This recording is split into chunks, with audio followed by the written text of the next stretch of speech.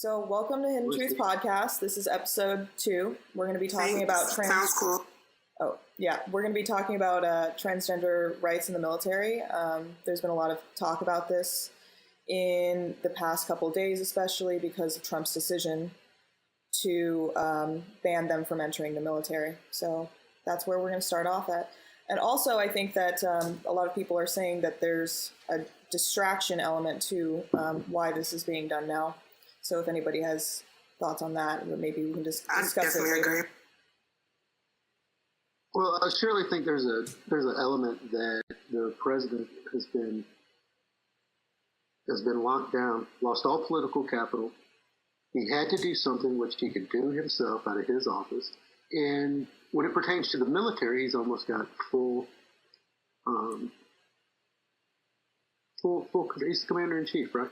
So he can appeal to his base through this signing statement and also face very little challenge, but also have another political battle, which may detract from some of the other things that's going on. So he covered a lot of bases right there with this move. Yeah, I mean, I personally... Go ahead, sorry. I personally think that it was a good move. I haven't looked into the sort of covering tactics that he may have been using. I haven't looked into that so much. But more so, I've been looking into the pros and cons of banning transgender people in the military. And I do have to sort of lean toward it being a good move.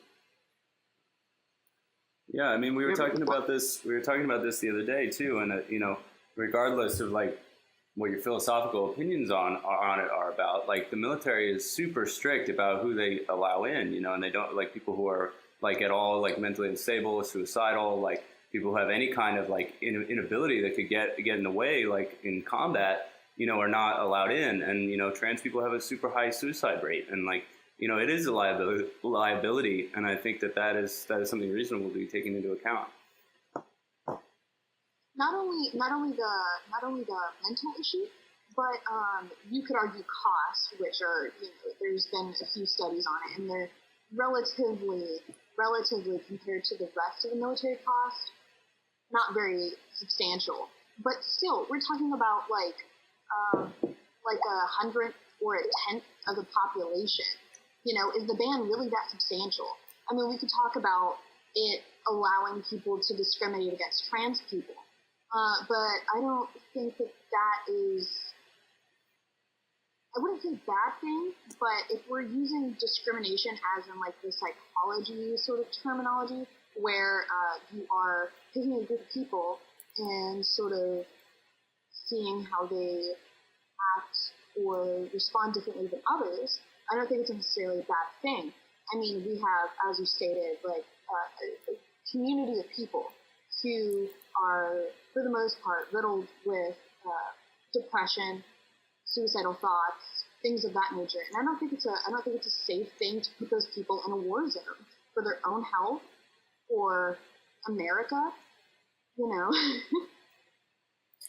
That was all really good. I would like to pass the floor off to Sai because I think that, maybe she would like to respond to that statement. That there was kind of a lot of points that were just given, so maybe not. I feel like one of the biggest things that people get misconstrued is that they say, oh, well, you're suicidal, so you shouldn't have a job like that. But at the same time, why are these people suicidal? Why are we suicidal? Because we get discriminated against. The simple fact that we try to go do a job like work in the Army and people instantly say, oh, well, you can't do it.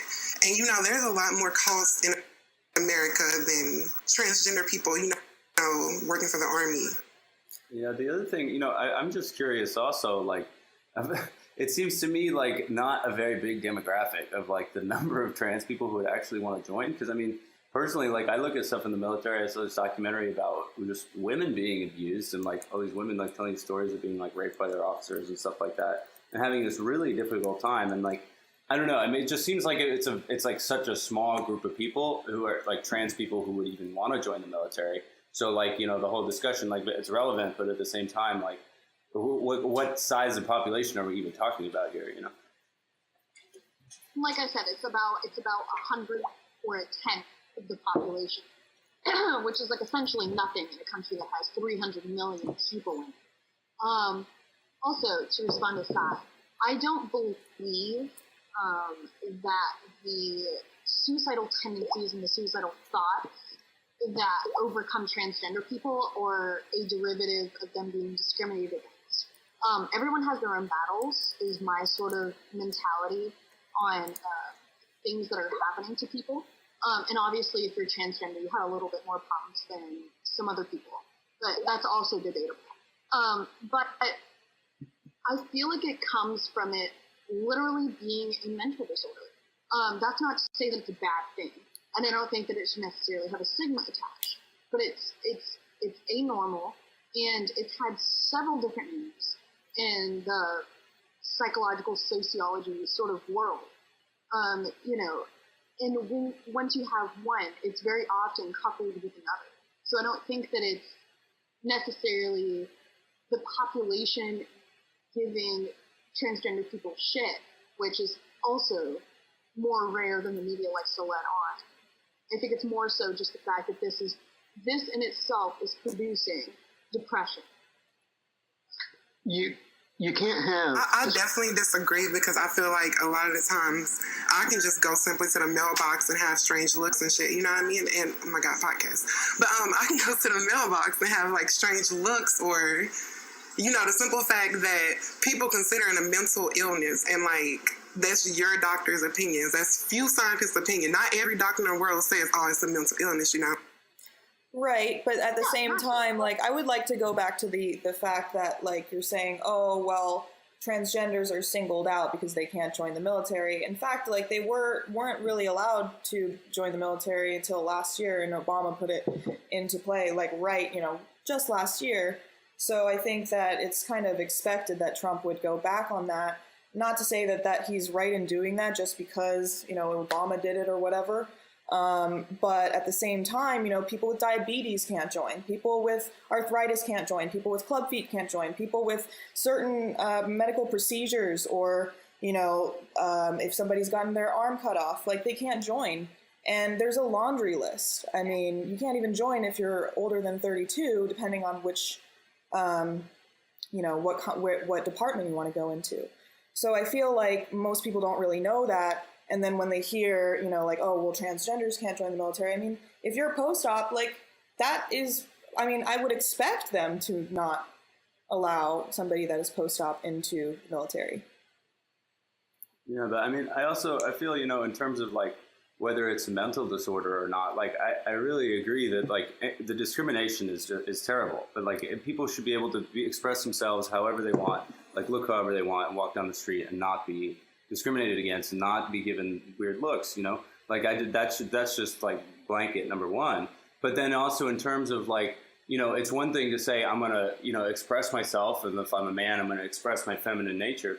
But then there's another level, which the part that gets to me is like the feeling that like your body is wrong, and like the desire to actually surgically alter your body, which never happens in nature. Like, animals don't experience that. And to me, like that says something to me about, there's something in our society, something about the way we're living that's like producing people having this desire to actually like cut themselves up, And I think that it might have to do with like chemical exposure and things like that. I think that like, we have all these pesticides and stuff, and like estrogen and plastic that like changes our hormone expression. And I think it could have to do with that.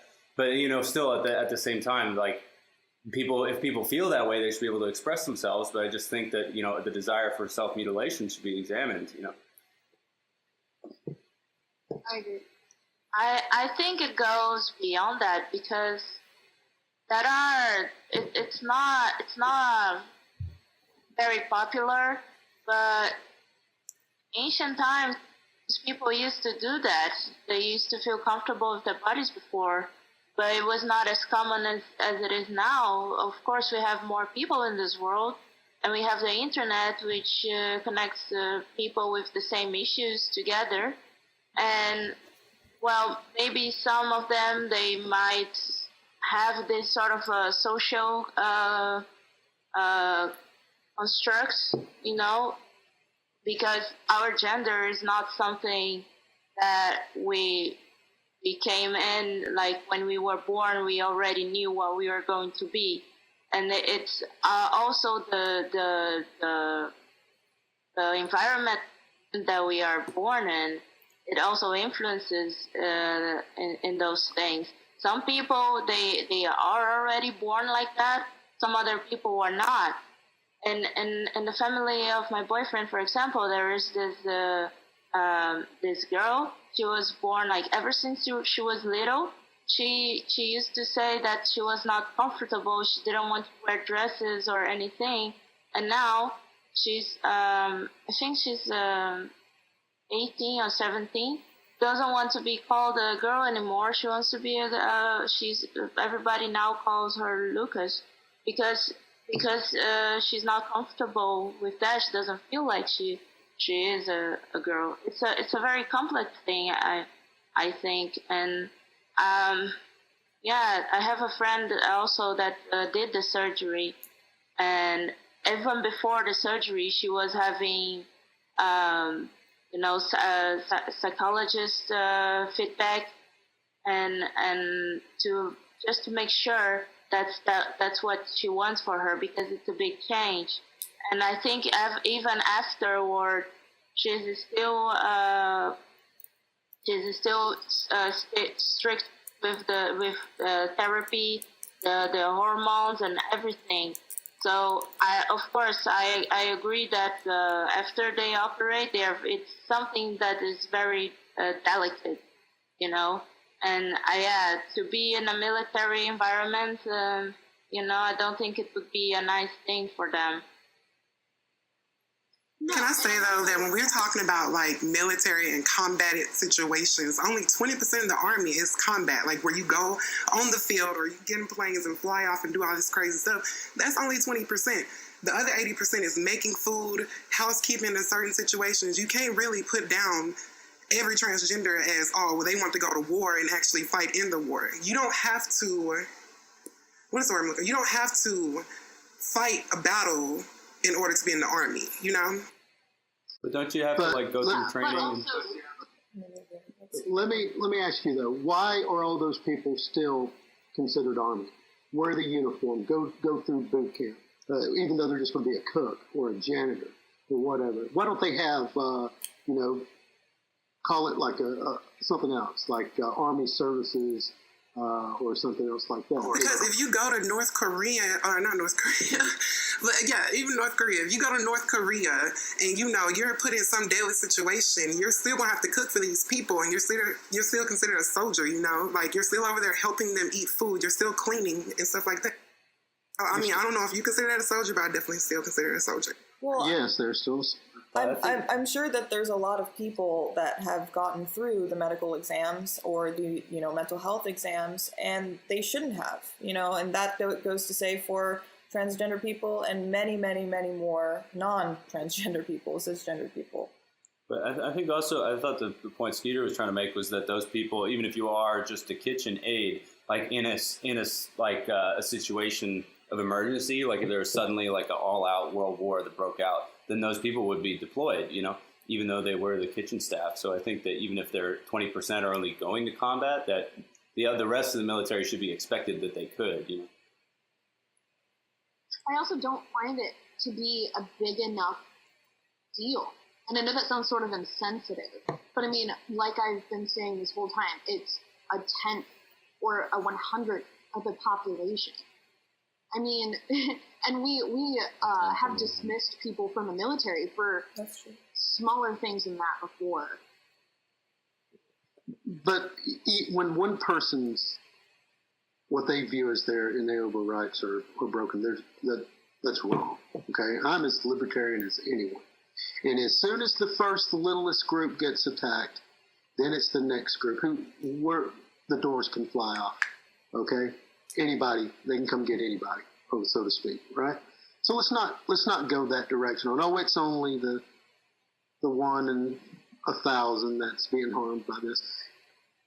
That's no way to approach it. But as a libertarian, I also understand that the military is there for a single purpose, and it's not You don't have rights when you join the military. You are owned by the military. You have a single role. Okay? So, when it comes to the military, you've got no say. You've got no rights. There cannot be racism or sexism or anything else. There's one role. Whoever's in charge needs to design a machine that can kill, win the war. Period. I mean, you could also argue that to say that transgender people can't join the military may be hindering the military of someone that is exceedingly great at those things, but just happens to be transgender. You could argue that as well. I agree with that.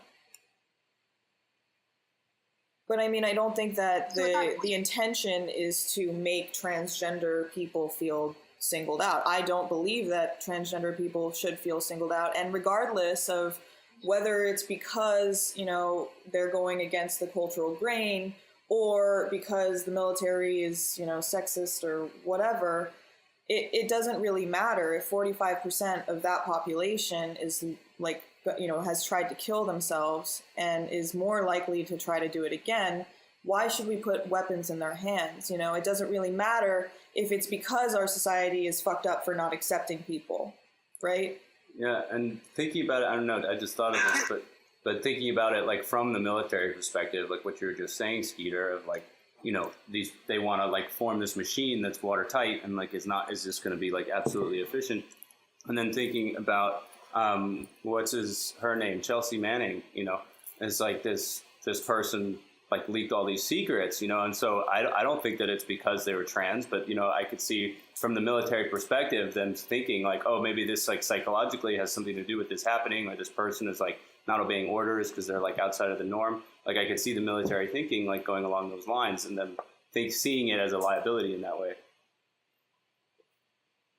Yeah, I feel like one thing we're forgetting, or two things actually we're forgetting, is that Donald Trump has tried to avoid joining the Army more than 4 or 5 times now. And then note, another thing is he made it very clear that Hillary Clinton was not going to protect the freedoms of the LGBT community and that he would make sure all of our rights stayed where they are, that we would be okay where we are in life, and that we'd be happy. But guess what? Now, 2017, in July, he's already backslashed and hurt everybody in the transgender and gay community. Like, it might not phase y'all, but it really did fuck with a lot of people. I don't think that it really had that much backlash on the LGBT community. I mean, you can't blame the president for American radical, you know, Republicans. Yeah, it definitely did. For the actions of, you know, Trump, you know, to say that those are directly correlated, or that Trump is allowing a platform for these racists, for these homophobes to live in, is asinine. As someone that's a part of the LGBT community, I have to honorably decline. But I also don't think that it was Trump's. I understand that. I respect that. You know, you might be one of those types of girls that make out with a girl at a party and, you know, you're not fully gay, but you like this type of shit. I don't know. But the point being is that this man clearly made it his business to say that, oh, well, we're not going to go against the gay party or against the gay people. We're going to make sure they're okay and they're happy, you know what I mean? So taking almost 15,000 jobs away from transgender people just because you're trying to hide something does not make you look good. And it makes you look like a liar.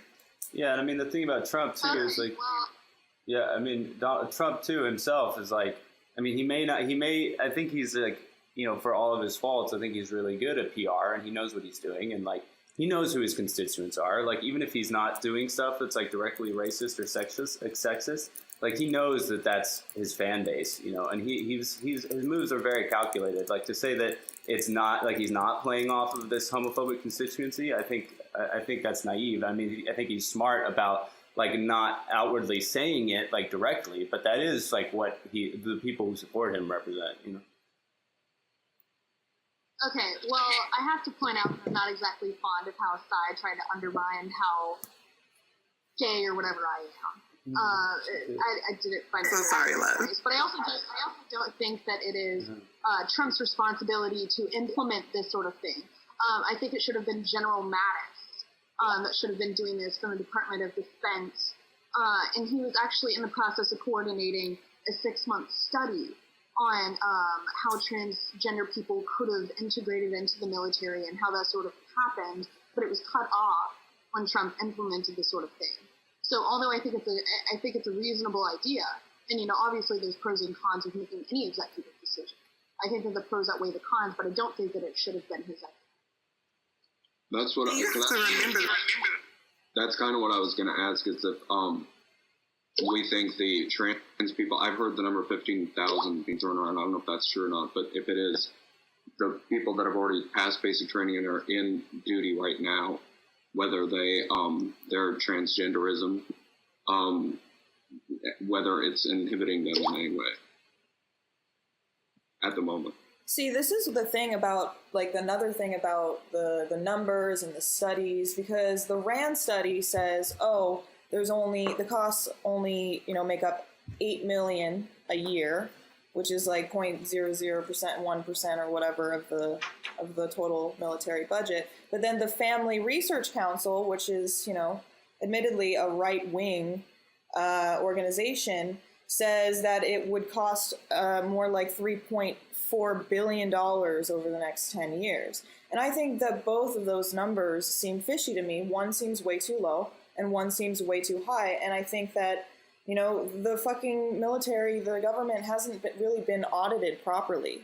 So we can't even say that even if the government does provide numbers that they're trustworthy. So that's another thing, is that everybody is quoting this RAND study and posting articles about it and saying, look, it only costs this much. It's not very much. When, much fewer of the news media articles are mentioning the Family Council study, which says it's much, much higher. So for me, that is fishy in itself. The fact that people are only taking from one side of the coin and not even looking at the other studies. And to me, the fact that they're so far off from each other is suspicious. Yeah, and what you said too, Brownie, makes me really think that it's a distraction, like what you were saying about Mattis, trying to do this study and then it getting cut off. That makes me really think that it's like a PR move for something happening right now. So I don't know if you guys want to get into this Awan Brothers stuff. I think we're still kind of on the... Yeah, we'll keep talking about this, but yeah, I really think that makes a lot of sense to me. I just want to say this last little note before y'all do move off to that part. Donald Trump did this in the middle of the night. No one approved this. This is something he did on his own. The military disagreed with it as soon as they read it. So this is something he chose to do.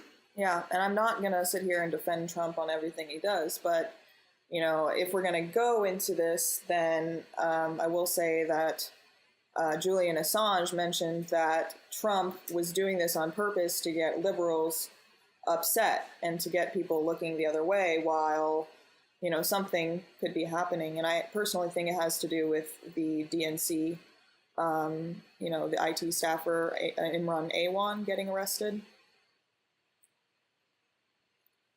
I mean, personally, you could do far less things to make radical liberals upset, right? But this is obviously a strategy move for something else. It could be a setup point for another thing that he's trying to pass. It could be to hide something. We'll never know. Time will tell. So.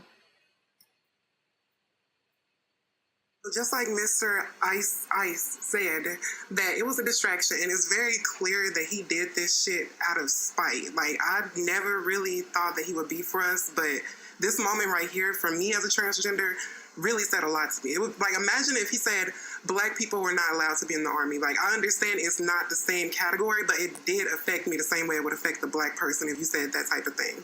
You know what I mean? I'm not trying to join the Army, but it showed me my president is not for me the way he says he is. Integrating racially is not at all the same thing as integrating transgender people. I don't find that to be a fair analogy. Let me bring up the way it would affect a Black person if it were that way, I think is what she's saying. I don't think it is. I mean, I'm not saying I agree. You're denying someone of their skin color, and then another one you're denying someone because of statistical sort of things, and then you're also denying them because of unit cohesiveness, and because it creates this unnecessary, excessive budget, regardless of what the number is that Nighty Ice said, which is probably somewhere in between the two. And you're dealing with people with high suicide rates. It's just not at all the same. And to say that Trump is bigoted or prejudiced because he is denying a group is asinine. Like I've said before, we've denied people for less for the military. Well, I mean, I personally think that It's hard to believe that when you're spending less than 1/5 of what you're spending on that type of stuff. The Army spends like $85 million on Viagra, but yet less than $10 million is a problem when it comes to, transgender people. right, but that's the thing is I'm debating whether that number is correct or not. But I just want to bring up another analogy rather than skin color. Let's try this new thing called transableism, where people purposefully blind themselves or cut off a limb because they feel that they are a disabled person and they've always been one, and they literally altered their bodies to accommodate that mental state. And, with all of this trans talk that we've been having, like people have been on the fence of like, should I accept this or should I not accept this? And then when something like transableism comes in after all of that for like, we've been debating about it for, a couple of years. I think it's been a hot topic. People are, I forgot what I was going to say. Shit. People are wondering whether transableism is okay or not. People are saying, should treatment for transabled people be cutting off their limb or blinding them, or should it be mental health counseling? And personally, I believe it should be mental health counseling. I mean, it's self-harm. It's self-harm. If you were blinding yourself, if you were cutting off your own limbs, I'm actually speechless. I didn't know that this was a thing until just now, but if it is, no. I don't know how to speak when you're comparing stuff like that, It's kind of... You should not be able to cut out your eyes or cut off your foot or something because you feel that's the way it is. You could argue that for transgenderism as well. Personally, I don't give a hell. Do what you want to in your free time, but find a doctor to do it for you. Obviously, don't get a back alley transition sort of thing. Don't do that. But if you're cutting off your own... Just to play devil's advocate here, my body belongs to me. If I'm not in the military, then no one has purchased me or contracted me to own me and possess me. If I said I'm going to cut off my trigger finger so that I don't ever have to go to a draft, like A Prayer for Owen Meany, John Irving's novel, right? Then that's my body and that's my choice. Yeah. So when it comes to the military paying or someone's insurance paying for something like that, I could see that might be a problem. But if I just so determined to take a limb off, it has nothing to do with anyone else, provided it's not costing them anything else, and I should have the right to do that. It's my body. Yeah. I agree. I think it's silly, and Let's hear from Mr. President real quick. I think he's been waiting.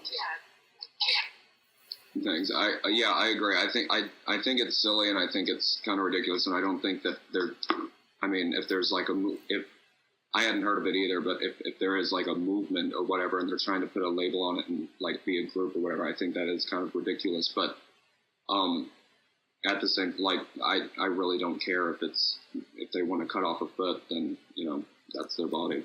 Yeah, I think they're something. There's issues there, but that's for them.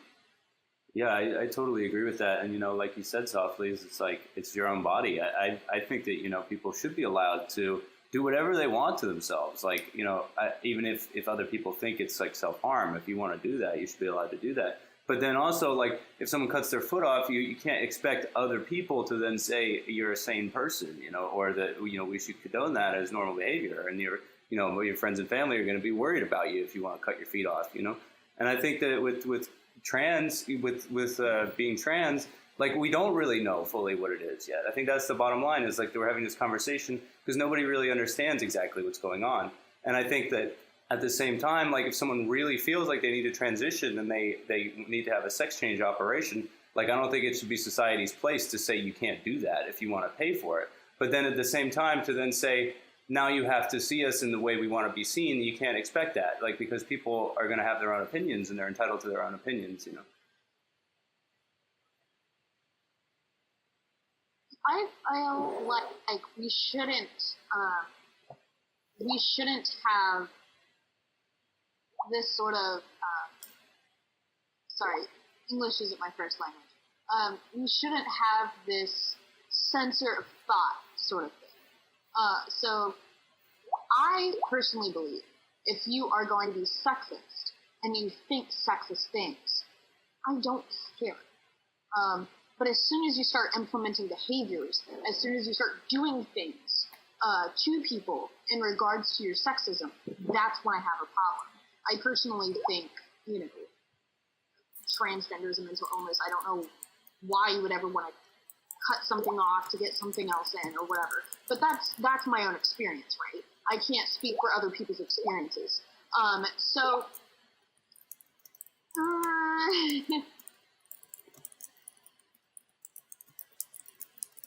But yeah, I mean, like, kind of going back to the Trump thing, I feel like, you know, there's a political aspect to, like, timing and the way things are executed, you know, and like all of these little details about it are like really indicating something. And, you know, it brings up this interesting story about Jimmy Carter, where Jimmy Carter, like, when he first got sworn into office, there was like Air Force One had these like special little matchboxes with Air Force One logos on them, and it was kind of like a special calling card for reporters, and they would, like, you know, whip out their Air Force One matches, and other reporters would be like, oh, like, you went on the president's plane, you know. And Jimmy Carter came in and, like, saw these, like, specially made matchboxes and was like, this is a waste of money, and he just, like, got rid of it immediately, you know. And then he instantly, like, made enemies with all of these reporters and, you know, alienated himself from the press, and that's why his presidency, or one of the reasons why his presidency was so unsuccessful. And I think with Trump, it's like, he really knows how to, like, he's been doing this for, like, 35 years, like, being a TV host and, like, becoming a master of presenting his image and his brand, you know, but it's like, it's presenting to a certain constituents and a certain group of people, and he's, like, doing something to get a reaction out of those people for a very calculated reason. So I think whatever it is that he's doing, like, he's doing it very directly and on purpose with the expectation that there's going to be a result.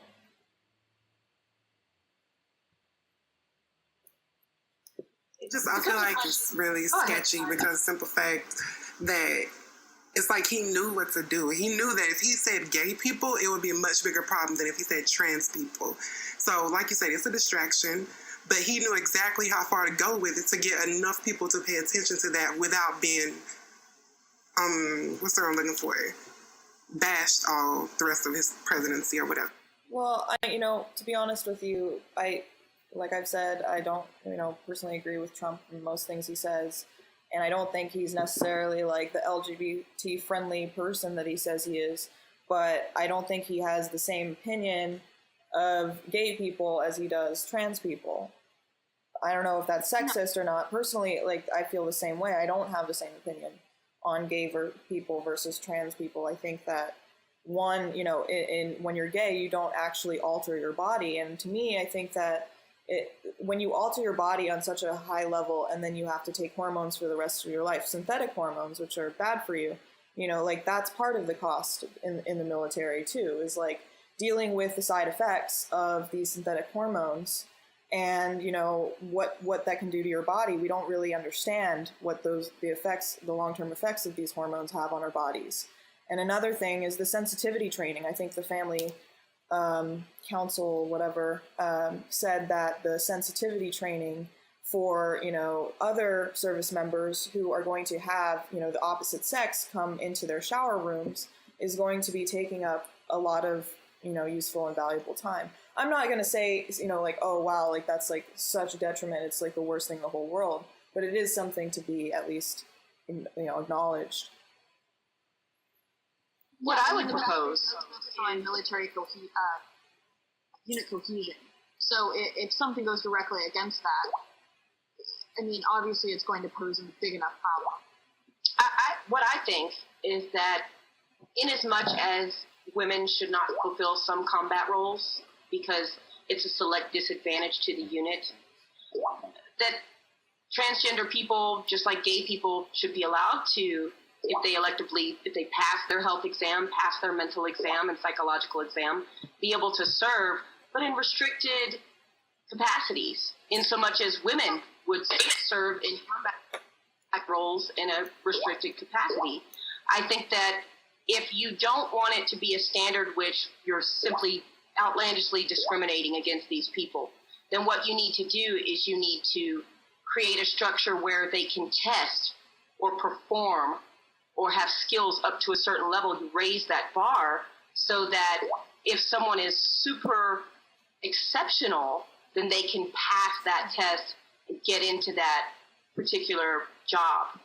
But unless they were some insane exceptional level of skill and requirement, then they would naturally just not pass it, and neither would most people, for that matter. Yeah, that's another thing about this. Yeah, just another thing about this. Oh, sorry, Mr. President, you had something to say. It's okay. Yeah, well, that's sort of what I was asking earlier, and I didn't hear it. Whether or not the people who are transgender and that are already serving, whether it's been proven or not, and I don't know myself whether or not whether it inhibits them from fulfilling their duties that are required if they've gotten this far and they're in the position they're in, and whatever the number is, whether them being transgender has affected it in any way besides the costing, which I think the cost is very, very tiny for such a, compared to a lot of other things that they're wasting money on. Yes, but I also don't think that they should be wasting excessive amounts of money. Like, I think the military budget should be cut as is. So naturally, not having transgender people would pose a good thing.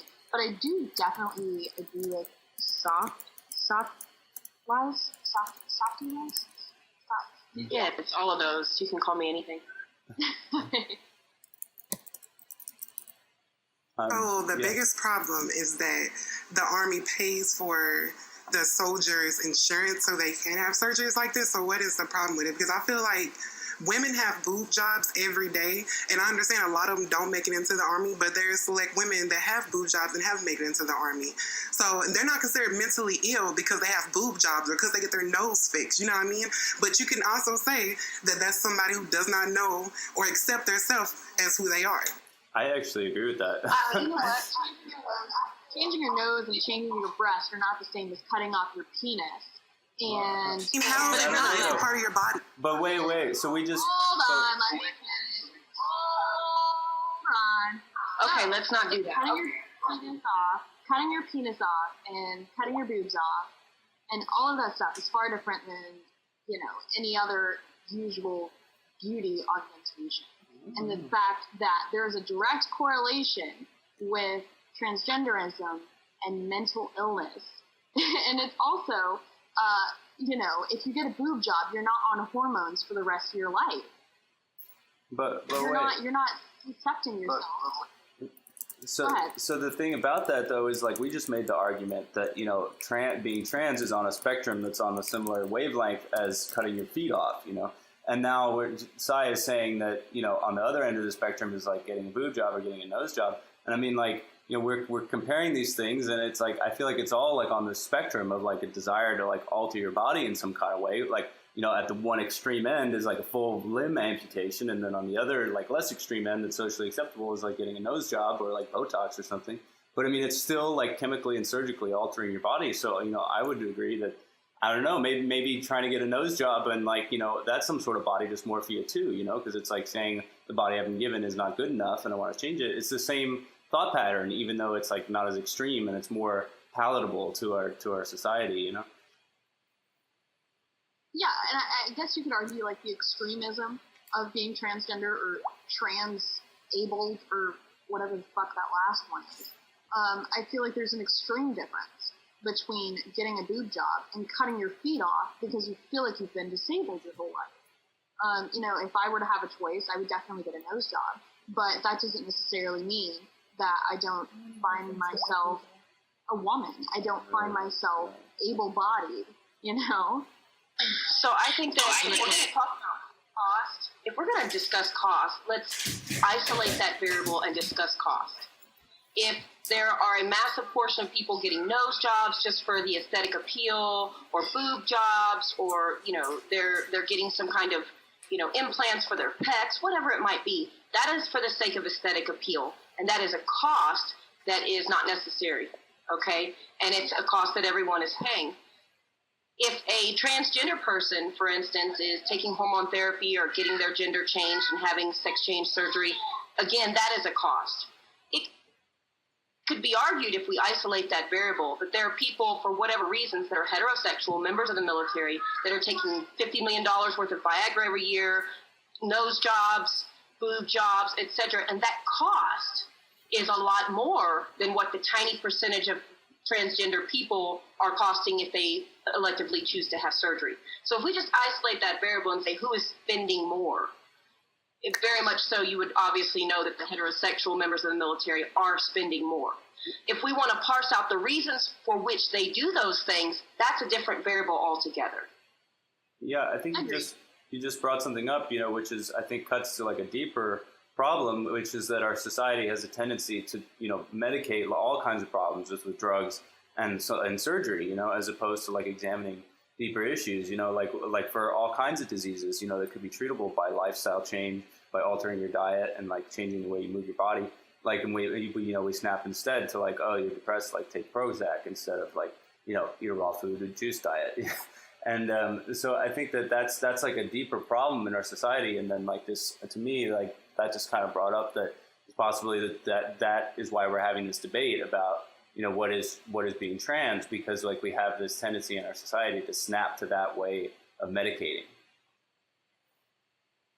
Like softly said, or I'm just going to say it, is that the main goal for me being transgender is the fact I want to be able to go into a room and just blend in without having to have these hostile looks or something like that. You know what I mean? So I feel like people that are in the army that are transgender, or better yet, let me say transsexual, because we've been saying it wrong all day. If you have your sex change, it's transsexual.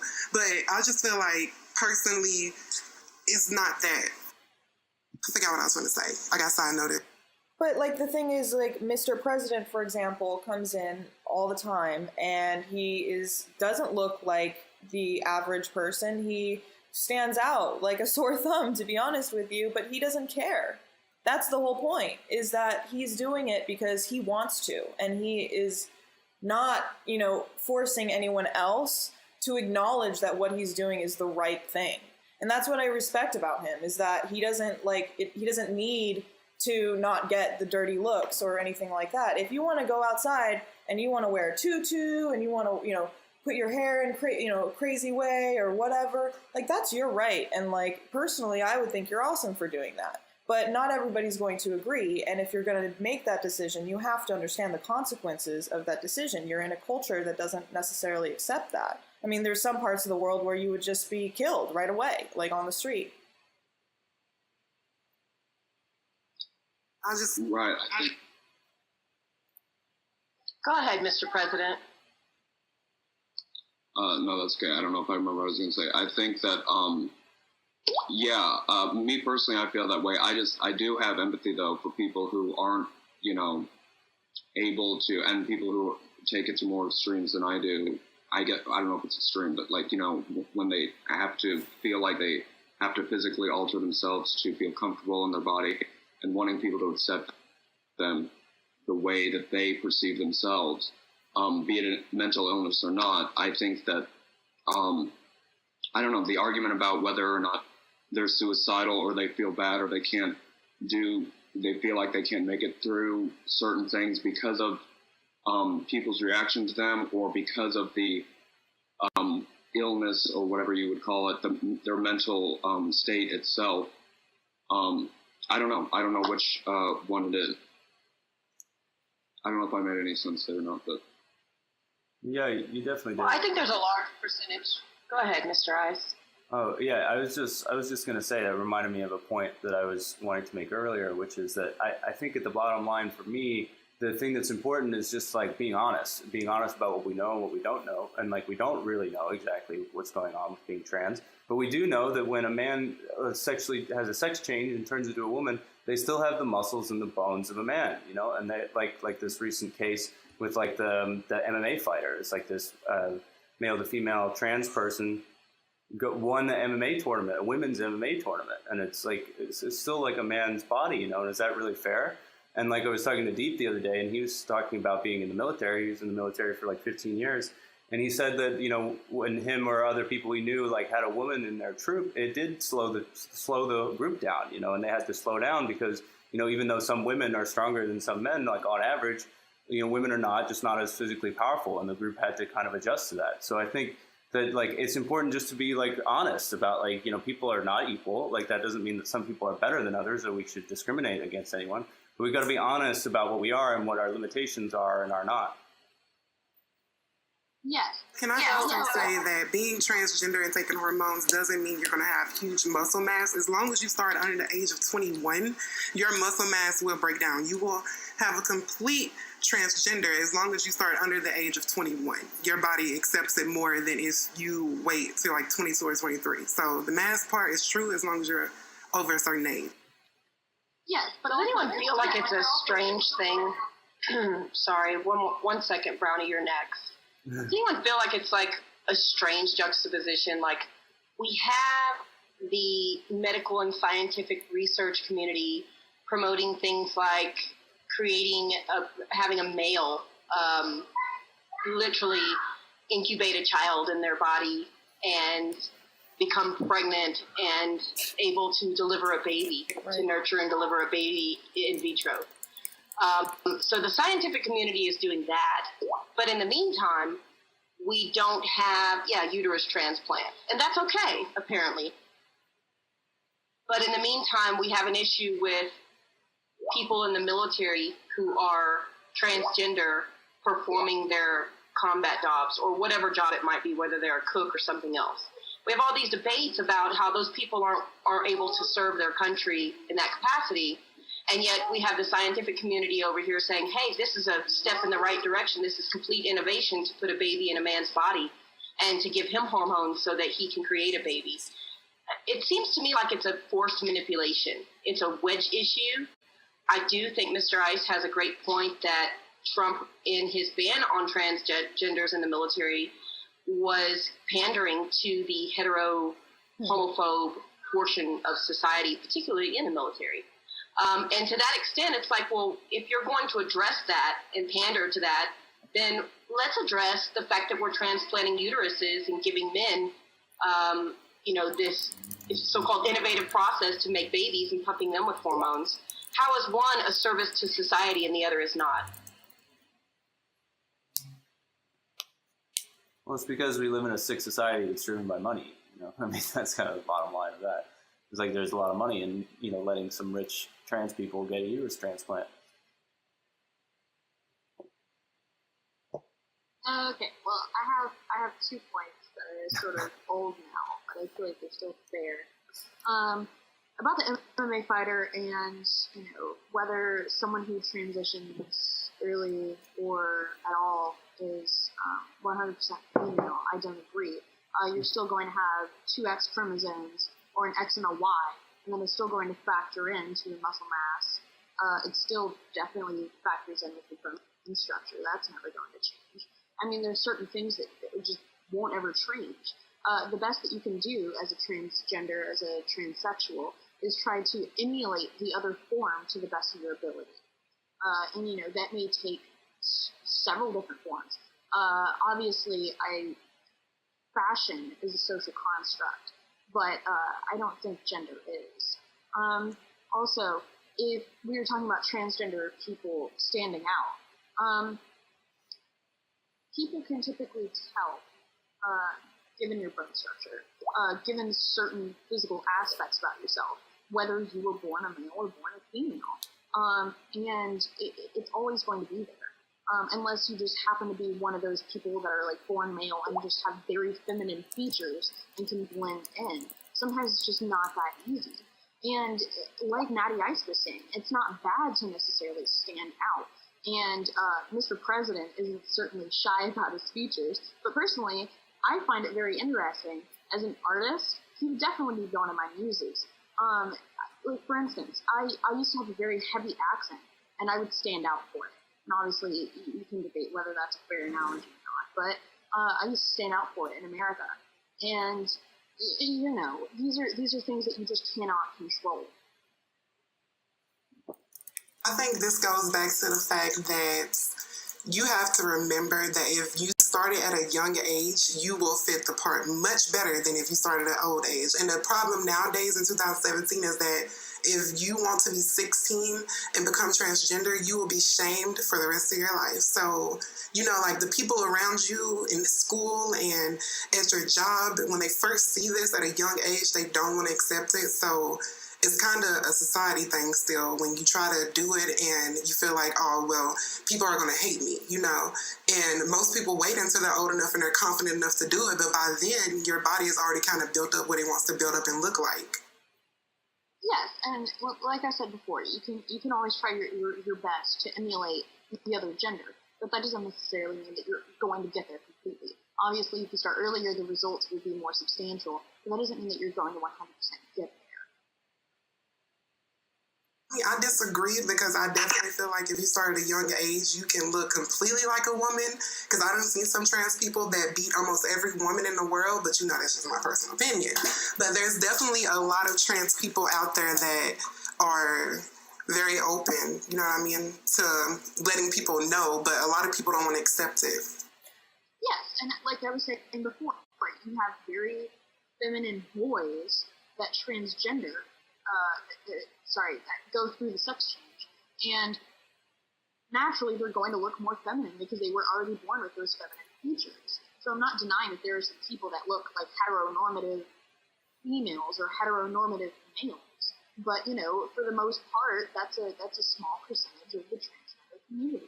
But the thing is also is that if you're gonna do a sex change operation on yourself, you're gonna go through that process before you're 21. Like, you have, you know, if you're doing it right, you should have had years of planning of making that happen.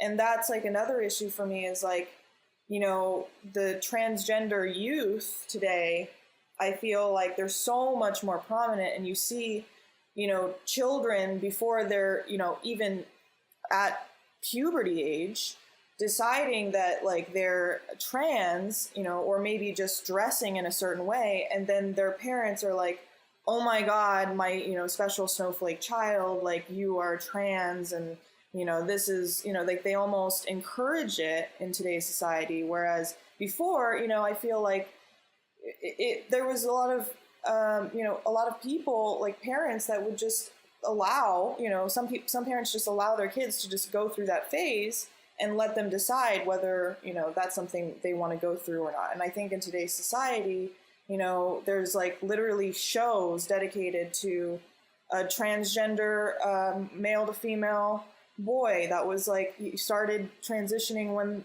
they were 12. And I don't know if that's right. I don't think it's right to start a transition and start like basically a cosmetic procedure and a sex change operation, like start the process of that before you hit the age of puberty. I don't think that's right.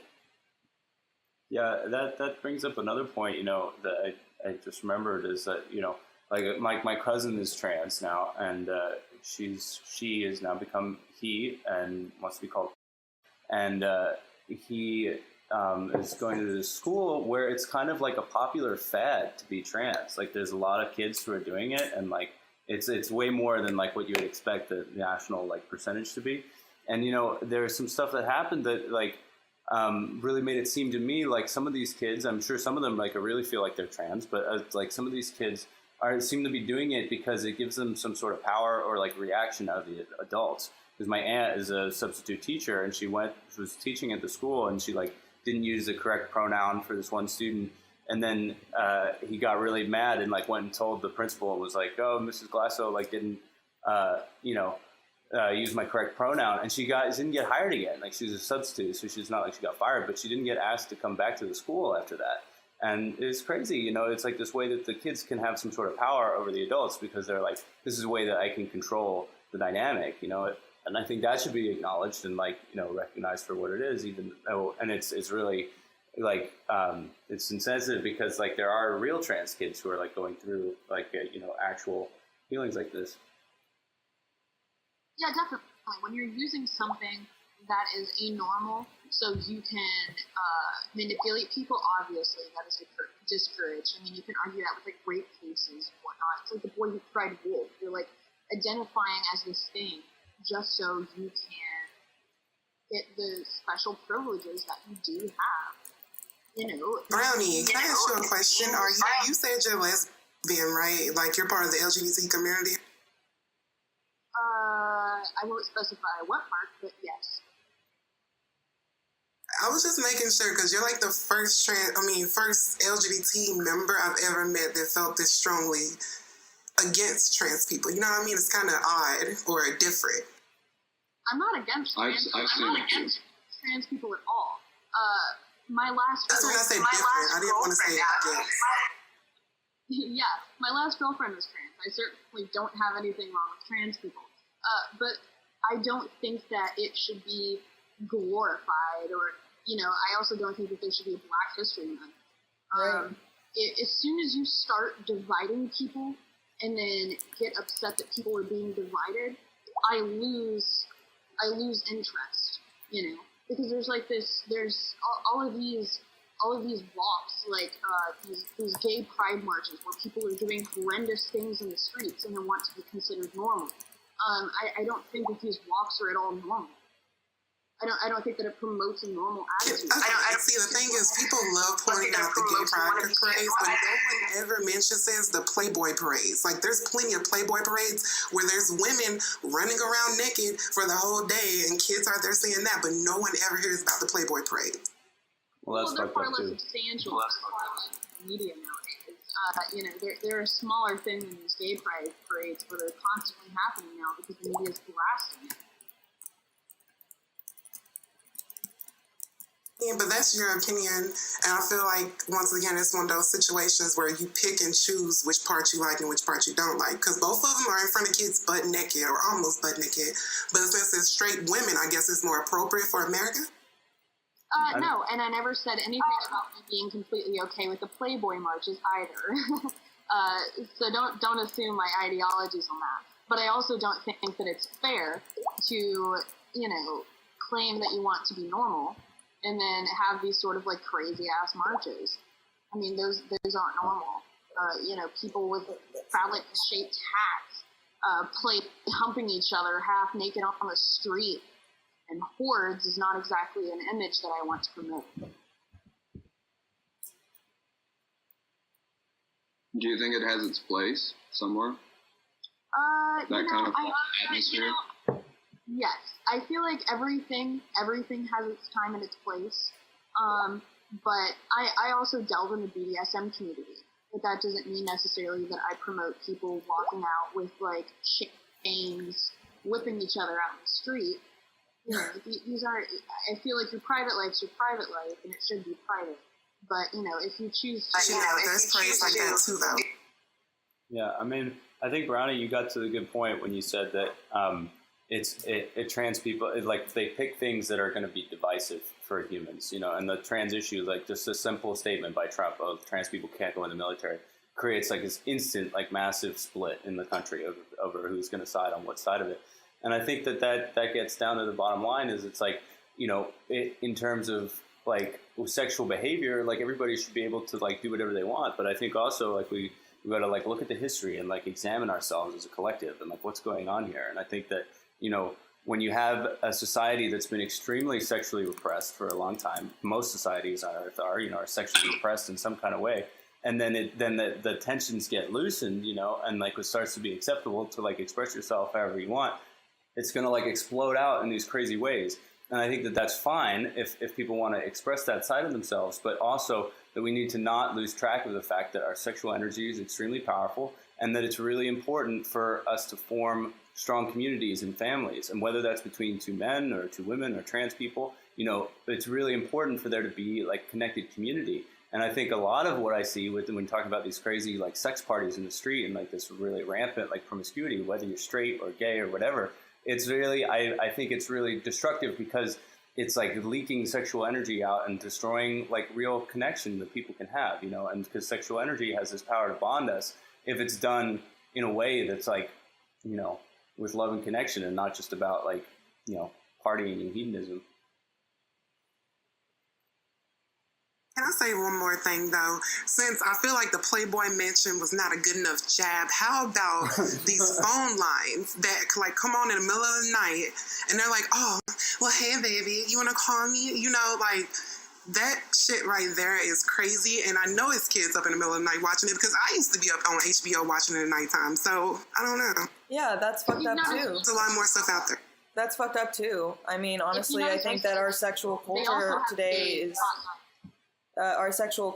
is really depraved, and I think that that's part of the problem as well. I mean, I think that's a whole another discussion, to be honest with you. But you know, it's not that I have a problem with like transgender porn or whatever, but I think that there's a lot of like different kind of unrealistic situations that you end up seeing in porn or drawings or whatever, like, you know, things like that can sometimes fuel the fire to those desires to have an experience that's not physically possible without drastically altering your life with synthetic hormones. And I think that you know, we don't really understand like what effect those hormones have on our body. We don't even really have a full understanding of what our hormones do, like in our bodies. And it changes your personality, you know, when you decide to undergo this process. It doesn't just change the way you look, because those hormones affect the way that you see the world, the way you see other people, the way you feel inside, and they can affect your emotional state drastically.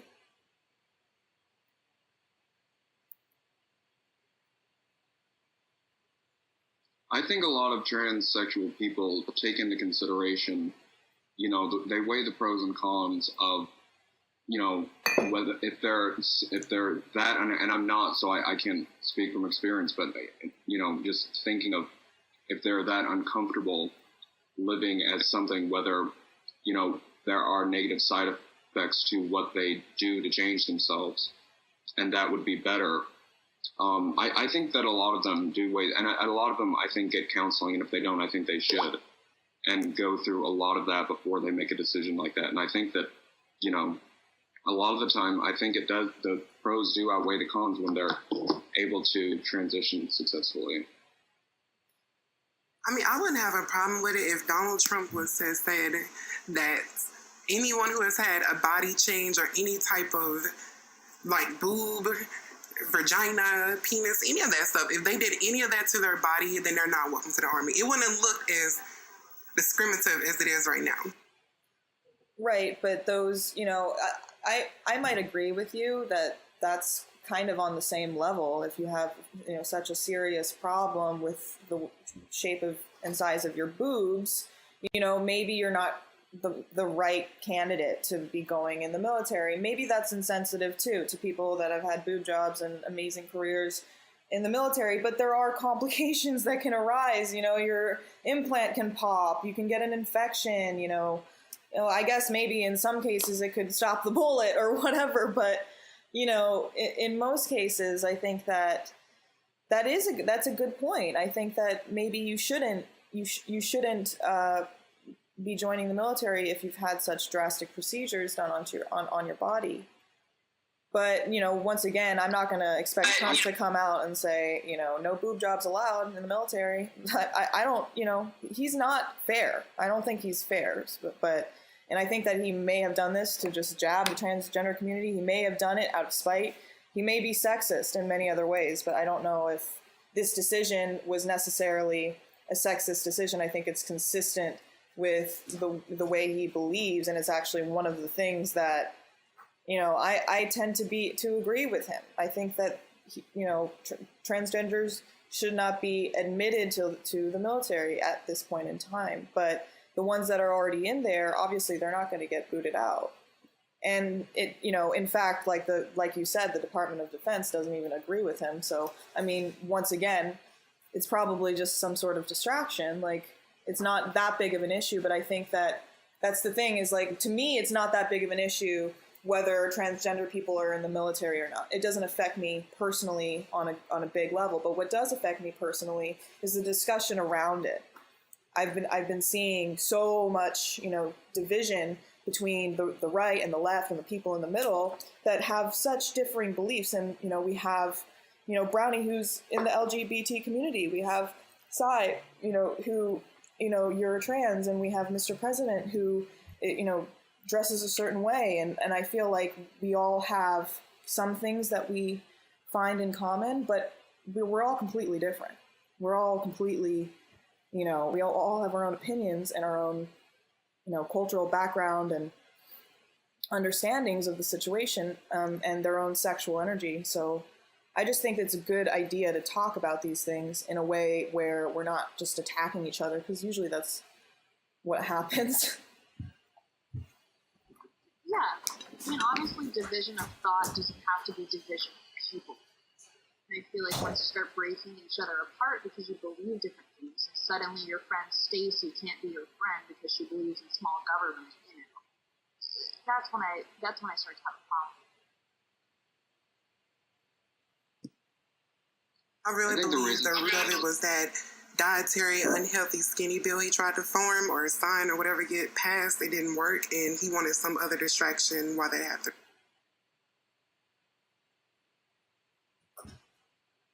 I think that sometimes it does get so personal because for certain, not for me, but for certain people, they feel like some of these decisions do affect them directly. And when, you have someone on the other side saying, we can agree to disagree, I'm still going to be behind this, whatever decision it may be. And also, Natty, it's true that the trans people already in service aren't being kicked out. I hadn't heard that. Well, President Trump tweeted all of this. I don't think that there's any serious consideration that went into the logistics of what's happening. And the Department of Defense, hasn't even really discussed it with him yet. So it's it was kind of strange the way he did it. And I'm not going to vouch for whatever decision, they end up making together. But, this is just some of the ideas that I have behind it, and what I believe. I feel like people that have been in active duty and have been, well assimilated into their troops, I think taking those people out of those troops might be harmful to the unit. But at the same time, especially in today's world, I think that there would be a lot of transgender people joining the military just to spite the government, and or Mr. Trump, and that's just kind of not going to be productive at all either. Yeah, I think, this is kind of, getting to a point that sort of is loosely coming up. I think that, it's this issue that's extremely triggering for a lot of people. And I think it's triggering for trans people because, it's their identity and it's who they feel they are. And, for a lot of people, and then on the side that's supporting them, it's people empathizing with that, that it's an attack on who somebody is at a fundamental level. But I think on the other side, it's triggering because people are sexually dysfunctional and people have lots of sexual hangups, and seeing transsexuality, which is this kind of sexual weirdness, it's very unusual. I think it makes people reflect on what's weird about their own sexuality. And that is really emotionally disturbing, especially for a lot of these older white Christian men who have a lot of, repressed sexual feelings probably. And so it's it creates this deep, emotional rift on both sides.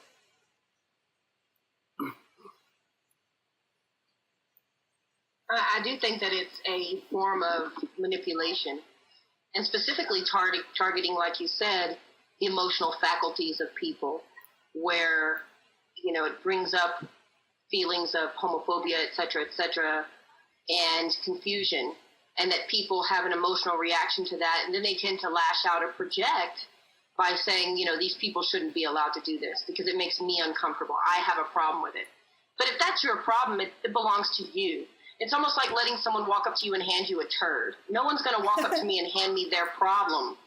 that's their turd to deal with. I'm not going to put my hand out and let them drop it into my hand.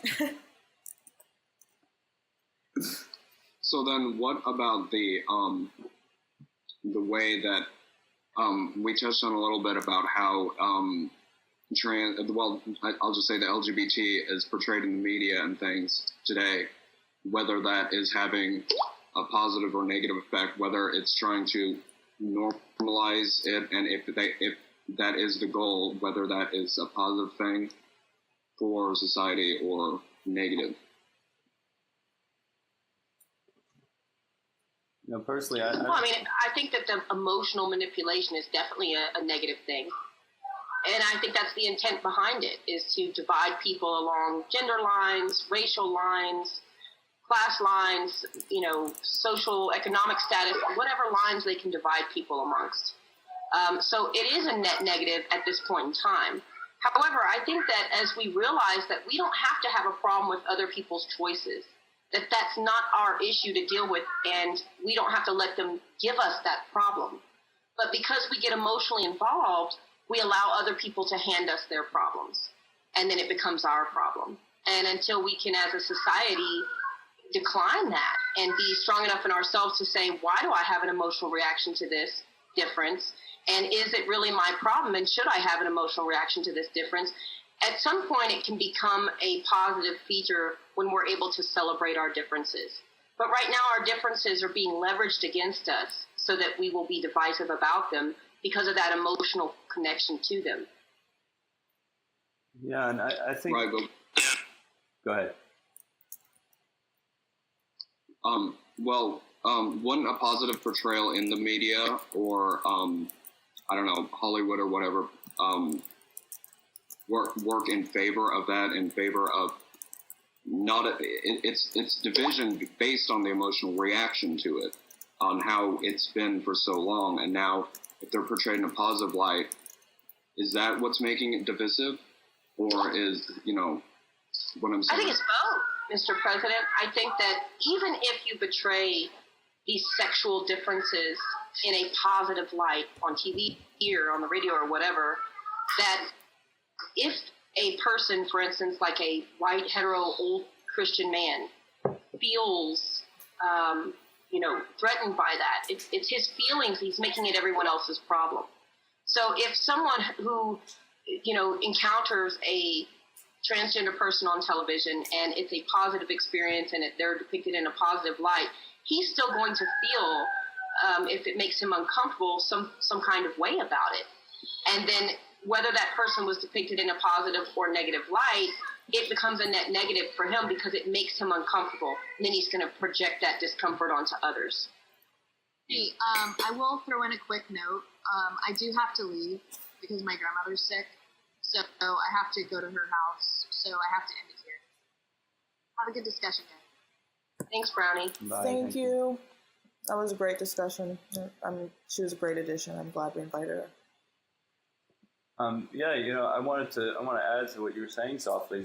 I think that it's divisive too, because it's not just saying we need to accept trans people. Like, if it was just that, if the discussion was just like, we shouldn't discriminate against trans people, that'd be one thing. But there's this other element, that I think is kind of embodied by the cultural reaction to Caitlyn Jenner, that is like denial of like the truth that's in front of our faces, because like, she looks pretty sexy, like on that cover of whatever that magazine is. But then, like, when I see her in person, it's like, I'm not fooled, like this is. In person. No, not in person, but like on video and stuff like that. It's like, she's not sexy, and like everybody's pretending like she's this like beautiful, amazing, gorgeous like saint, and she's like really dumb, and she like ran a person over in her car, and she like has said a lot of stuff that's like really fucking stupid, like whether she's trans or not, and like people are just treating her like she's this idol.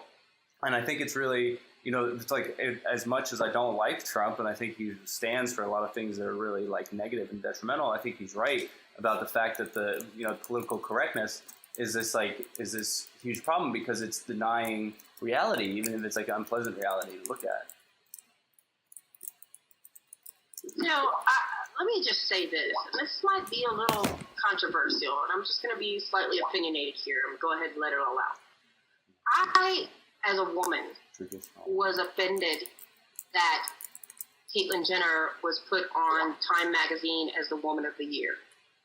Because any woman can tell you that when you grow up as a little girl and you're dismissed, for instance, or you're trivialized or you're compartmentalized, which that's what happens to young women and girls, that there's a price that you pay for being a female.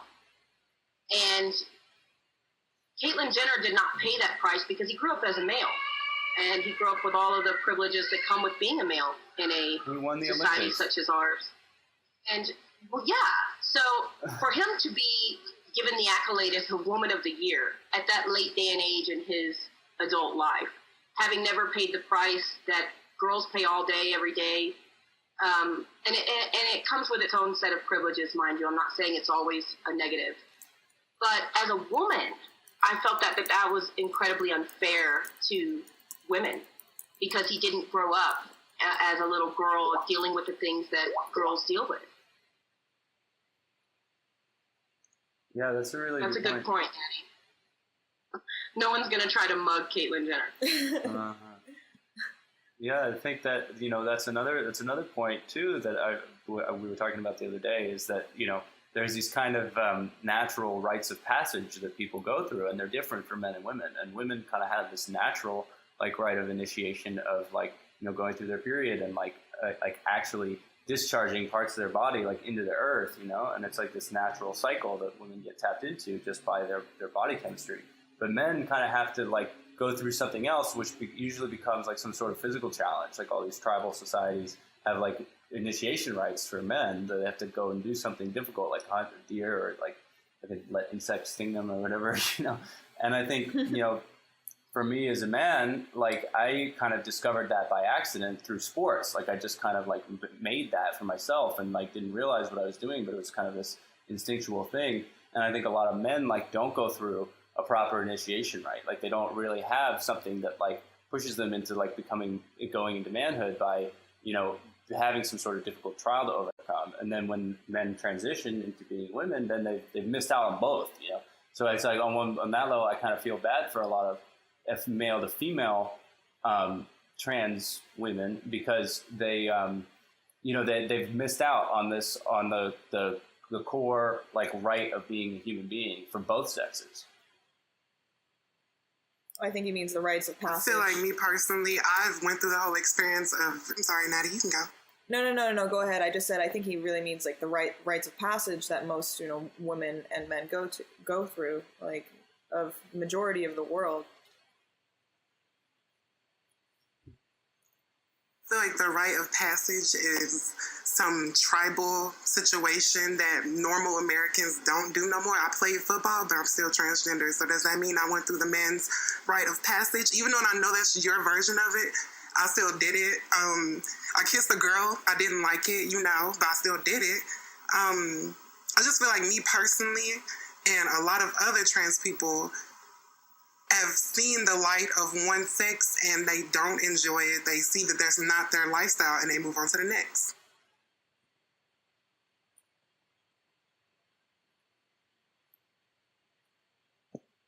Yeah, I mean, I think that if you were able to find, some sort of own, your own customized, rite of initiation, I think that that's awesome, and I think, a lot of people go through sports and don't have that kind of experience, and I'm not saying I know that that's something necessary to being alive or being, a full human or whatever. But yeah, I mean, I think that the deeper point that I'm kind of getting at is just that I think there's a lack of this kind of solid, more natural rhythm with what it means to be masculine and feminine, and not in this kind of 1950s way of the men are supposed to work and the women clean the house and have it be these locked in rigid roles, but that there are these kind of chemical impulses for us to do certain things based on our biology. So this might be controversial, but this is something that I've thought about a bit.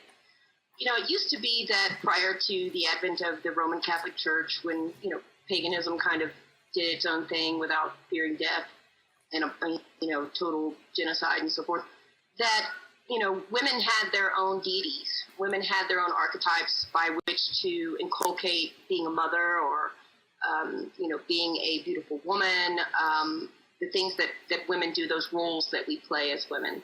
And they had a female archetype to sort of understand that faculty within themselves. But when the Roman Catholic Church came through, they pretty much wiped all that out. And they wiped out this whole feminine side of spirituality and substituted it for the masculine. So I think there's an effect, perhaps, that takes place over thousands of years, whereby because women don't have these things to look upon and to understand and to make themselves better women, they don't have these archetypes or deities, so to speak, they have been substituted for a masculine deity, like Jesus, for instance, that something is lost there, that not only do females lose that ability to identify as a woman in that spiritual aspect, but also humanity loses one half of the equation for the male and female polar duality that we live in.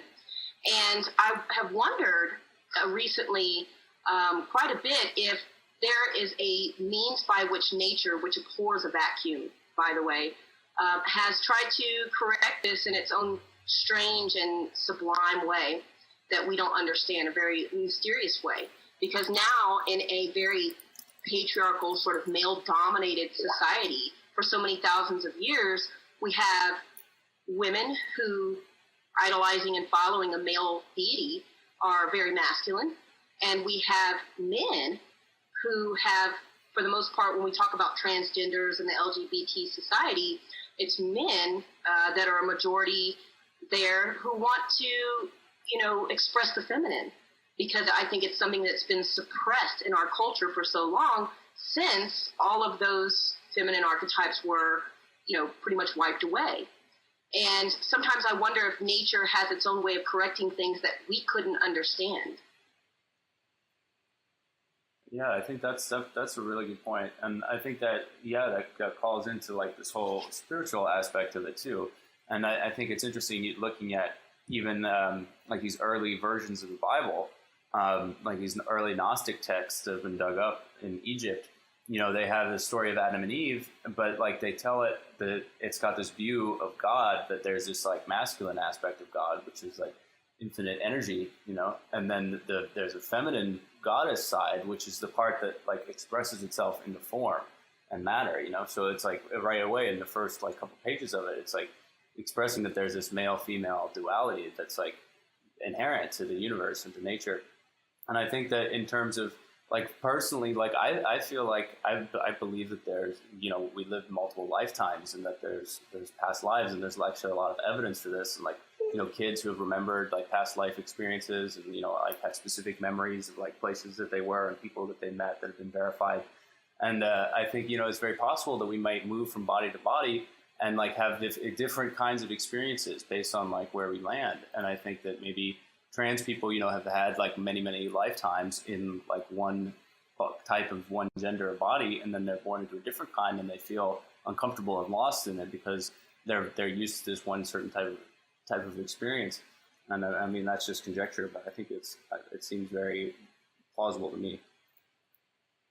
What I don't really understand is that, most trans people will tell you, well, gender is a social construct, and that may be true. I mean, I think in some cases, I feel like the way that you represent yourself as a feminine woman versus the way you represent yourself as a masculine man, that's dictated by your culture. And, but what doesn't, I don't understand, like, I feel like, the current situation right now where we have men, a lot of men that are progressive in this way where they're accepting their femininity, I think it's a pendulum swing from that state of being, in a masculinely dominated world for a very, very long time. And I think that it's interesting that, especially male to female trans people tend to try to conform to the previous accepted gender norms. They're trying to be a feminine woman. They're trying to, make their hair a certain way. They're trying to put makeup a certain way. They're trying to dress a certain way to look like what is considered a traditional woman and culturally accepted woman. So that kind of confuses me a bit.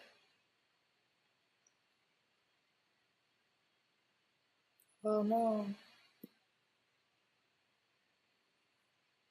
Transgender was given to us. We didn't ask to be called transgender. Most transgender people want to be called she or he, but it's much simpler for normal dads to call us transgender. As hostile, they don't feel like they're getting forced to say something. But at the same flip of a dime, I feel like if you go out and you are wearing feminine clothes and you have makeup on and stuff like that, then they're going to look at you like, oh, well, you're a tranny, and you're trying to be a woman, even though, like Mr. President, people automatically assume he's a transgender, but he has nothing to do with that. You know what I mean? But just because he wears that makeup, they automatically assume that because that's what they know as the label to be. And being a transgender is not a positive label in America. Yeah, it does get a little bit confusing sometimes, like my cousin, for example, like was now is, and when, I'm talking to my aunt about him, it's like we're calling him and like saying, oh, does this, does that, but then like when we talk about the past, like when she, when she was little, like do we say and she when we're talking about the past, or do we refer to the past as and he as well? Like it's confusing, one of my favorite actors, Megan Fox, she totally lets her son does what he wants, she lets him wear whatever he wants. She does not put sexual rules on him. She lets him dress like a boy if he wants to. She lets him wear dresses if he wants to, because she wants him to find out who he is in his life. And I think that's like one of the most beautiful things you can do for a child, is actually let them learn the religion they want to learn, let them learn who they want to be in this lifetime without you making them believe that they have to be a certain way. I agree with that completely. I really do. But the thing is that, this is kind of another argument once again. I don't want to get too far into this, but there is a lot of, propaganda out there that's telling children to kind of, accept that they are feel like a different gender before they reach the age of being able to understand what that means. Like I've seen this show called Queer Kid Stuff, and it teaches, kids in the age range of 4 to 7 or so, that they can choose their gender. And I just don't really think that is a healthy way to do it. I think the healthy way to do it is to allow them to dress the way that they want to, experience the consequences of what that does in today's society, and then decide if they still want to go through it. I don't think that you should be coddling them and saying, oh, you're definitely a girl. I'm so proud of you for like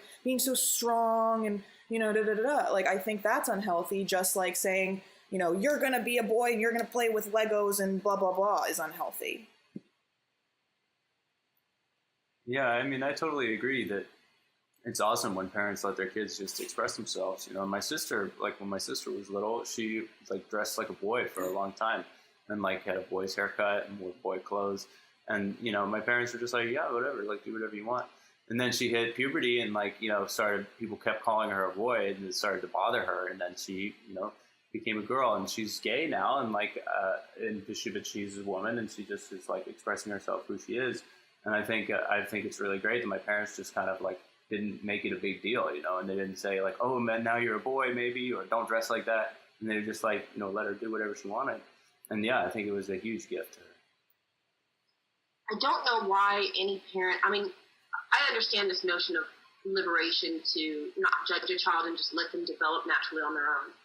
But I do think it's a mistake to, like the show that you're talking about, Natty, to impose upon them more choices than they're able to figure out in a reasonable manner. Because children don't have the same kinds of comparisons. They're not as developed mentally to understand the consequences of choice oftentimes.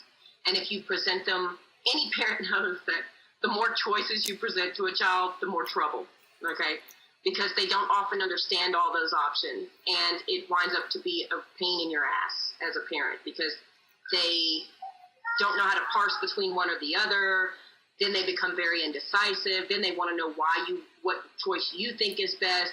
if you simply give them one or two options, that's the best way to go, barring no options at all.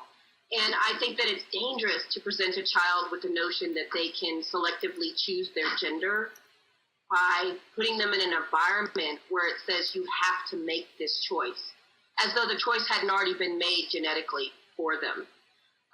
So religion is one thing that is, no one's going to shun you in society to that extreme level if you say, well, I choose to be a Buddhist or not a Christian or an atheist or whatever it might be, I'm agnostic.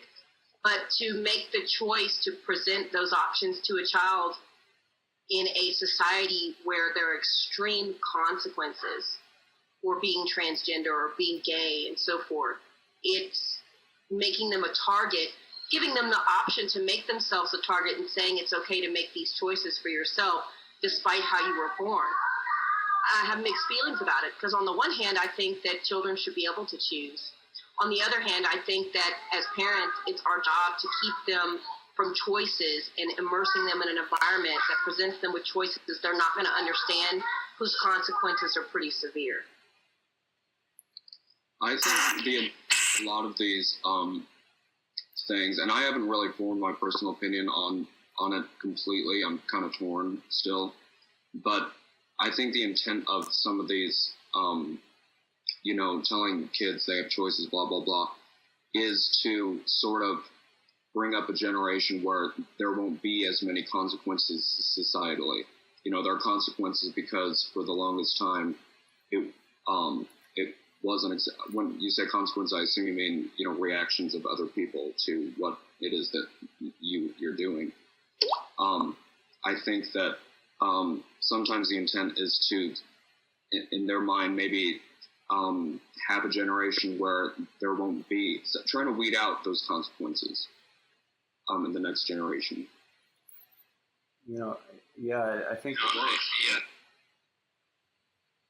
I think that that's definitely true, and I think another level that I see that really is alarming to me, I really started to talk about this and say it in a way that's really not putting trans people down or trying to discount their experience, but I think that there is an agenda that's trying to piggyback on the trans movement to make it normalized for children to be sexualized and for children to be viewed as beings that can make adult decisions, which is the step leading up to making pedophilia legal or marrying a child legal, and there's already marriages in some states that can happen between adults and children legally, and I think there seems to be this push in the media to accept this kind of view that a child can make this kind of very serious sexual decision about their body at such a young age, and seeing Liv Schreiber's son walking around dressed like Harley Quinn,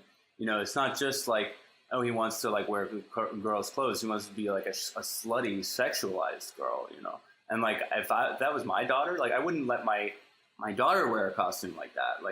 Letting his son wear a costume like that. It's wow, you're acknowledging that he should be choosing to have this sexual identity that's very slutty, really, and for an adult woman, and it's just it seems like such a distortion of our sexual energy that's trying to push something deeper, I understand what you're saying, Mr. President, and I think you made a good point that as people, that we should sort of evolutionarily, we should evolve into being a more acceptable society, and that by reaching kids early, that's one way to do that. However, it begs the question, who gets to determine what issues we're evolving around in society? Because if we say, all right, we don't want people to be so harsh and so judgmental and bigoted towards transgender people or races, et cetera, at what point do they get to throw in another variable? Should we also promote a society that loves war? And should we, for instance, give our children plastic and toy guns and make them fight each other and blow each other up at an early age because we want... And we do that already. We have Army Soldier, the little troops that everyone gets their kids when they're 3-year-olds. Yeah, everyone plays with those when they're kids. Who gets to determine who gets to determine the new societal norm that we bring our children up in to create a generation that's accepting of this norm? Who is making that determination? I think it comes. I don't know specifically, but I think for me, I think it comes down to just common sense, like whether it be a positive influence. I do think that you can influence a culture in a lot of different ways to veer in a lot of different directions. I think a society, for me, I think a society that's more accepting of differences and recognizing differences, and I don't know what word to use, not necessarily celebrate them, but just, I guess, just accepting them for what they are is a positive thing versus, war or whatever, which is a lot of the time a negative thing, a destructive force. Right, I agree. I don't think people expressing their sexuality in a different way is necessarily a negative thing. I don't at all. I do think that when we sexualize children, that's can end in no good way. But that's just because I'm a mother and I have young children, and I think that I'm emotionally attached to that. I don't even know how to do it correctly, but I wouldn't want my children, for instance, making fun of you or making fun of Psyduck. However, if they walked in on this conversation, for instance, my daughter who's 7 might ask me, why does he have lipstick on? And it puts me in a position to explain it. And as a person who accepts you for who you are and likes your differences and would tend to say, hey, I like the way he wears his makeup. Maybe he could do my makeup and look fucking fabulous. But not only that, I like the fact that you wear your goatee with your makeup. I think it's just an aesthetic, interesting thing. And to me, it's artistic. So I would try to explain it to my child in an artistic fashion. He likes to play with color, and he likes to create an effect because it's showmanship, and it's, he likes to be different. And that's the best way that I could try to explain it. So in that regard, I'd like my children to be more open to why people make those decisions, but I would never sexualize my explanation to them. It would never go into a matter of he wants to look like a woman, or he wants to do things women do, et cetera, et cetera. I would try to take that out of it because they're too young to understand. At the same time, I don't want to breed hate and say, well, he's just fucked up, and look at it, he's just, what a clown. It's such a delicate balance as a parent that you try to move into the future so that we don't have all this division in the next generation, but at the same time not to present my child with too many choices so that she becomes confused about what's appropriate, what's not appropriate, because that's not my decision to make up until a certain point.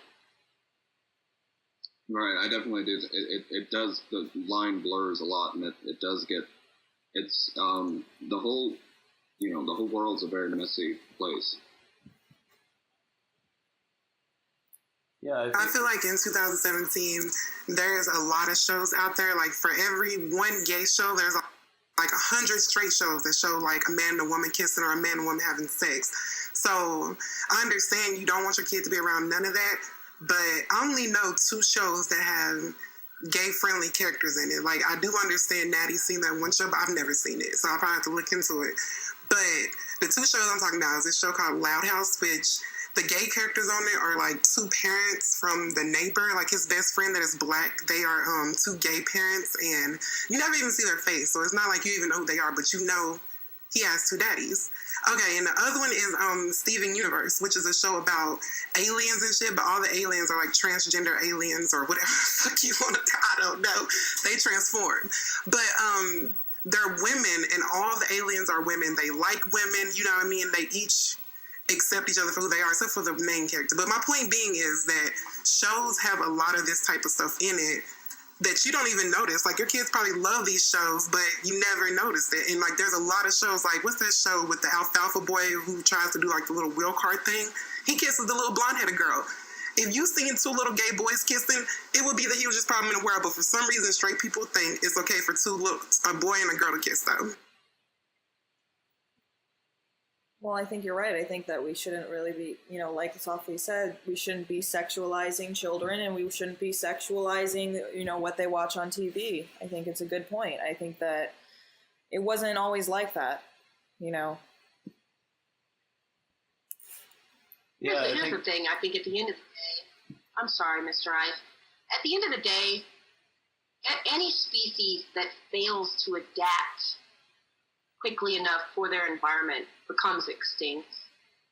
And to the extent that we have people who do things differently, if we fail to adapt to those changes, we also risk becoming extinct. And I think that as a society, if we fail to understand these differences in as much as we can, of course, I could never understand what it's like to be a man wanting to be a woman. I could never understand that. And I'm not going to lie to myself or anyone else and say, oh, yeah, I totally understand it. But if I fail to adapt to those changes, I have no control over those changes, they're going to take place regardless of what I think or what I want. If we fail to adapt to a changing society, then we begin to implode and, again, suffer the risk of extinction. Yeah, I think you're really right in that, when you said that nature has this beautiful way of making everything work out. And I think that everything that we go through as human beings is like lessons for us, and none of it is like evil or wrong. It's just like the stumbling blocks of growing.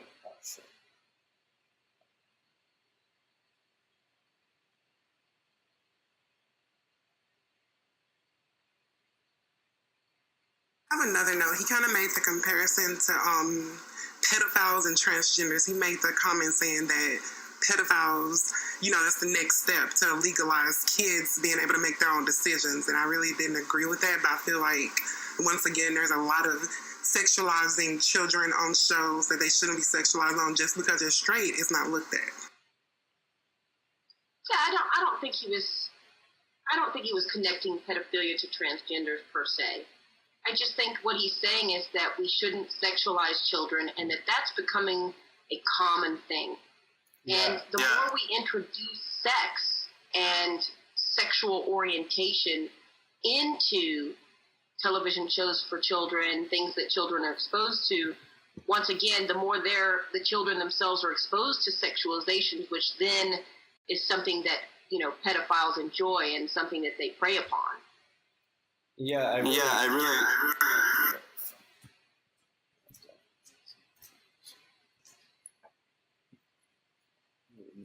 Go ahead.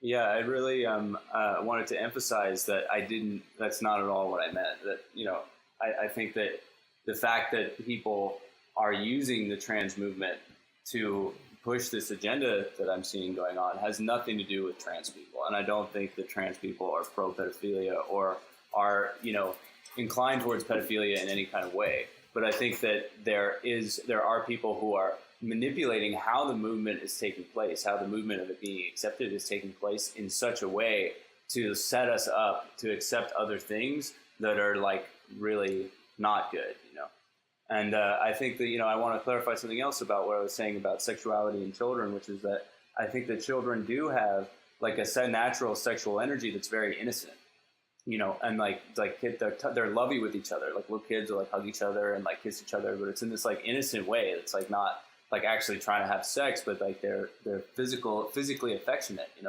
And I think that we have the two extremes of like repressing that completely and being like, oh, it's gross for you to like kiss a girl, or like, making it seem really bad for children to be sexualized. Or then the other extreme of like turning their sexuality into something that's like really like over mature for their age and like distorted in such a way that it makes people start to see children as these types of adult sexual beings that they're really not, And I think that none of that has to do with like trans people trying to do that, but there are. I really think pedophiles like trying to push that agenda along with the trans movement. But at the same quarter, you have to remember that just because these kids kiss each other, I'm trying to understand it, but I feel like if you've seen, once again, two little gay boys kissing on TV compared to two little innocent boy-girl kissing, it wouldn't be as big as a problem, but it is a problem. If you're publicizing kids making out, kids holding hands, you shouldn't have a problem with the other type of sexual lifestyle doing the same thing. If kids are not supposed to be around it, then you need to make sure they're not around it. Don't hide what's going to be in their face when they grow up. I think the mistake that we make is when we say two gay boys. Boys should not be in a position to have to make that selective choice overtly to show anyone. Like if a little 5-year-old boy walked up and hugged another little 5-year-old boy, that should not make anyone uncomfortable. If a 5-year-old boy kissed another 5-year-old boy on the cheek, that should not make anyone uncomfortable. But if we say these are two 5-year-old gay boys, that's when we're introducing sexuality to these very small children who are underdeveloped, who have no need to make that decision for themselves yet. And in so doing, why should anyone be uncomfortable when a 5-year-old boy hugs another 5-year-old boy or kisses him on the cheek or something? That's where we're imposing and projecting our own sexual understanding. But I think you could also say... Oh, shit. Accidentally dropped. I mean, I think what Sai is probably about to say is that, the heterosexual, agenda, so to say, is also imposed on children, and they shouldn't be, kissing each other on the mouth in a sexual way. Like, that's disturbing. If I saw a boy and a girl, kissing in that manner, I would feel pretty uncomfortable.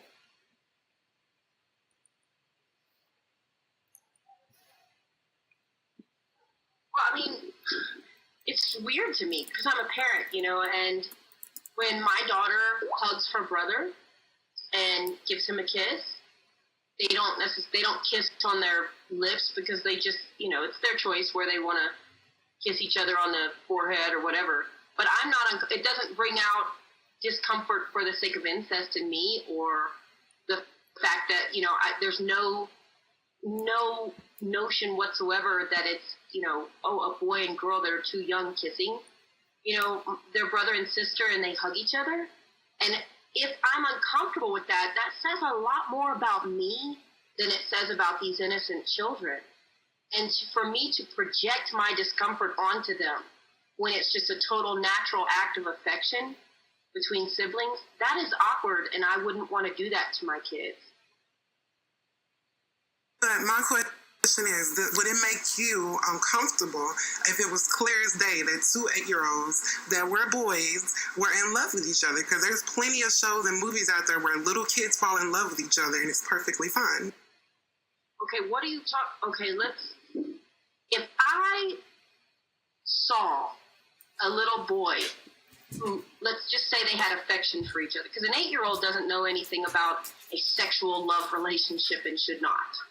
Okay? But if I saw two 8-year-old boys that were sexualized in such a way, I would have a problem with that, because 8-year-old boys don't need to be sexualized. I would have just as much of a problem if I saw an 8-year-old little girl and an 8-year-old little boy doing the same thing, because they're 8 years old and should not be sexualized. If two little boys hugged each other in a completely non-sexual way or kissed each other in a non-sexual way, I have no problem with that. Just like I wouldn't have a problem with a little boy and little girl doing that. But if we're going to see an 8-year-old little boy grab the junk of another 8-year-old little boy and them slapping each other's asses or doing something crude like that, I would have a problem with any 8-year-old child being sexualized in such a way. See, I'm not talking like that. That is way out of line. I'm talking movie scene, they're cute little puppy love type situation. Right, but they never sexualize it. Like, even if it's like a heterosexual, like, couple, so to say, like of little children, usually it's innocent. It's a story of how it starts out as an innocent, like they're playing together and they just like each other as friends, and then they grow up and then they have the sexual relationship. It's not like, they're flirting when they're 8. I've never seen movies where children are flirting together. Like, that's bizarre. That's what I was telling you a minute ago. I just seen a movie recently with that little alfalfa kid, the one whose hair sticks up. That latest movie they made from a few years ago, Alfalfa kissed a little girl in their like little dugout house or whatever, their little playhouse. They had a little date. and then they end up kissing at the end of it, and then the little house caught on fire, if you recall. Well, I think that's too young to be talking about that, children that age.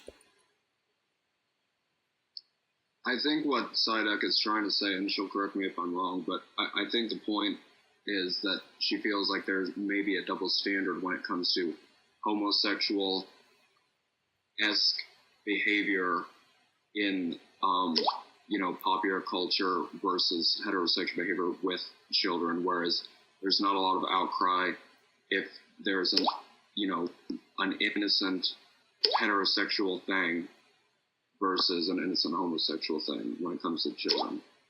Yeah. I don't know if that's what I'm from her. I think that's definitely true, and I think that there absolutely is a double standard in that way in terms of the way it's presented in the media and people's reception of it. And people do get squirmy about that kind of thing. Like if there were two little boys who were like doing that cute kind of puppy love stuff of like, just holding hands and we're like giving each other a kiss on the cheek or whatever. And I would think that that's totally fine. But yeah, I mean, I think it's just like a little boy or girl dressed in a slutty Harley Quinn outfit is inappropriate. And I think, it's like leading down a dangerous path. And it's not about, to me, that problem is not about being gay or straight or trans or whatever. It's just like a problem for children to be seen in this way. I think there's a visceral reaction sometimes to homosexuality being, it's perceived, I think, sometimes more sexual, just based on the fact that it's gay. I think it's perceived more sexual sometimes, and maybe because it's out of the norm from what we're used to being. Sorry, no. No, I totally agree. I think that because it's gay or homosexual, people have a stronger adverse reaction to it, and that there is a double standard in terms of how we sexualize children in a hetero way. You don't see all this outcry over that as often. But when children are sexualized in a homosexual way, then we have all this outcry and issue with that. But I do think that that's also a matter of how we, as a society, have shunned homosexuality for so many generations. So it seems to me like a kind of natural process that's developed when we're coming from one way of doing things and changing into a new guard way of, becoming to accept people's ability to express themselves sexually without judgment and without being shunned and having bigotry against that. But I don't think that the sexualization of children, one way or the other, is natural in any fashion. And I think it's a very dangerous road to go down because they're our future. They're all we have in terms of a future. Yeah, I think you're really right about the sexual repression thing. And personally, I've seen I had a friend in college who's gay, and he said that like dating dudes in college was like so difficult because they were all like ridiculously sexually immature because they all came out when they came to college or like a year into college, and he had been out since the 9th grade, and he said like it was like dating like freshmen in high school in terms of their like sexual maturity level. And it was like really frustrating. And I think that a lot of people do see gay people as being more sexually promiscuous or outgoing with their sexuality, and that's just a factor of exactly what you said, that it's been repressed for so long that when it comes out in a big way. I don't like the notion of, this is my problem with people restricting a gay person's rights or the LGBT community's rights, because you're saying that inherently they're less of a citizen or they're a second-class citizen just because of their preferred choice of sexuality. And I'll never agree with that. I think that's awful, because if we open that door, it's like Pandora's box. Now as a woman, are my rights going to be restricted? As a black person or a minority, are these people's rights going to be restricted because it's not normal or it's not seen as the general way of doing things? I don't like that sense of nationality that says, let's murder gay people like some nations do. You just coming out is a problem for them. In other countries, they face murder. And I think that's a form of oppression of identity. And I don't think that should happen to anyone. Well, I agree with that totally. And, that's why I want to have this discussion with people that are on, in the LGBT community, because I'm not. But at the same time, you said at the beginning of this discussion in the chat, is, being in the military a right?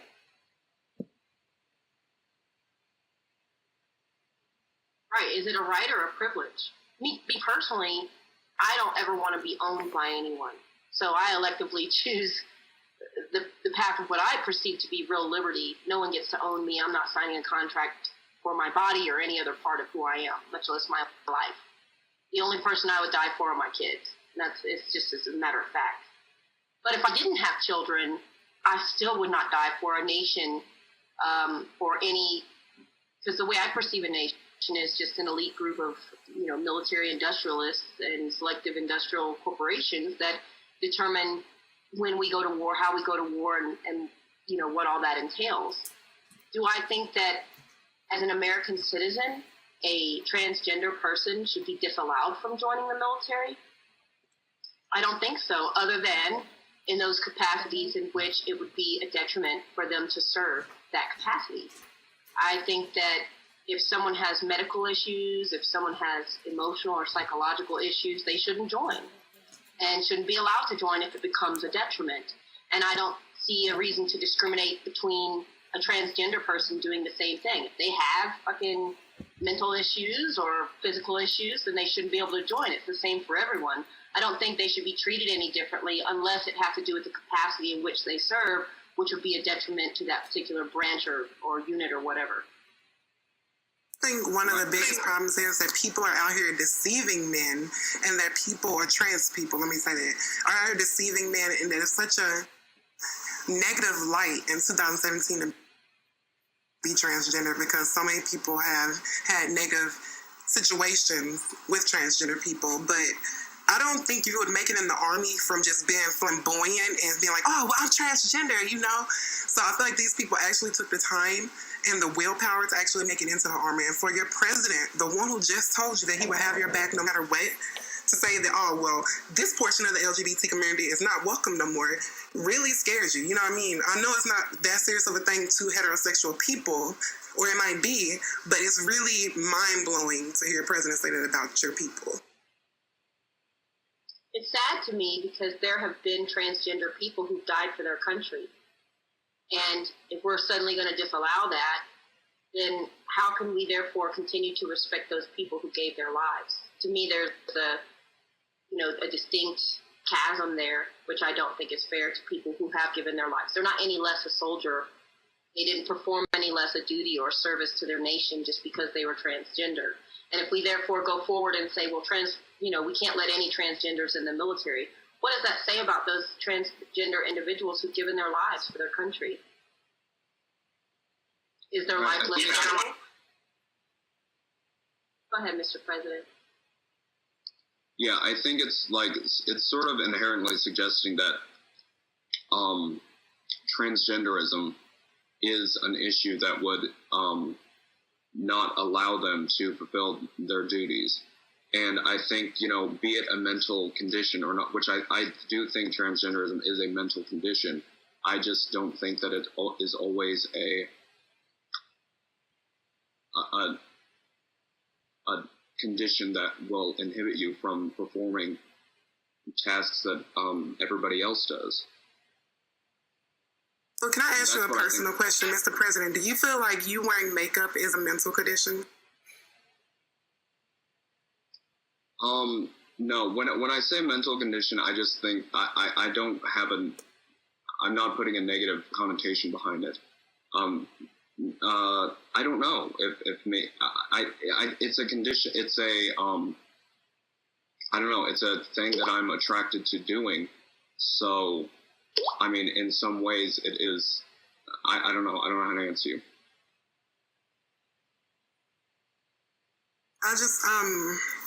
I guess the reason I ask that is because, it kind of, I don't want to say it makes more sense because to a lot of people it don't, but it kind of adds up when you say, oh, well, I want to be a transgender, I want to transition, compared to someone who just says, well, I just want to wear makeup today. I was just wondering your mindset of your own self. You know what I mean? It wasn't a personal attack. Yeah, no, I understand. Um, I don't know. What was the question? Sorry. If you consider a male wearing makeup, trying to go for the feminine look, a mental illness? I don't know. I don't think so. I personally feel that there's a huge, I think the mental abilities range. There's a huge spectrum for everybody. And I think everybody in some way or another just has a mental difference. Maybe I should just use the word difference. I think some of the mental differences restrict people from being productive in certain ways and being more productive in certain ways than other people. And so maybe, but I think that transgenderism is just sort of a mental difference. It's a different mental state that you have, and I don't think that that's it. It makes you any less capable from doing things the same way other people do who have just a mental difference. Right. The same thing can be argued. We could say is, severe homophobia a sickness? Is that a condition? It can be argued on both sides. Like he said, it's a massive spectrum whereby up to a certain threshold, it shouldn't affect anyone in terms of their ability to perform a function. But after going beyond that threshold, it might affect their ability to perform a function. And so the same goes for the mental so-called condition that transgender or people who want to wear makeup have a condition where they have a mental condition that says, I want to do this. Only up to a certain point should it affect, or would it affect, their ability to actually carry out a mundane task. The same thing can be argued for someone who is extremely homophobic. Up to a certain point, it shouldn't affect them, but after a certain point, it starts to affect their ability to carry out a task. Right, and I think also it, whether it affects other people around you, it's one thing to affect yourself, but in terms of homophobia, I don't know if that's a mental condition or not. But I mean, if you hold that, I think more just a belief system. But if you hold that and it starts affecting other people around you, I think that's a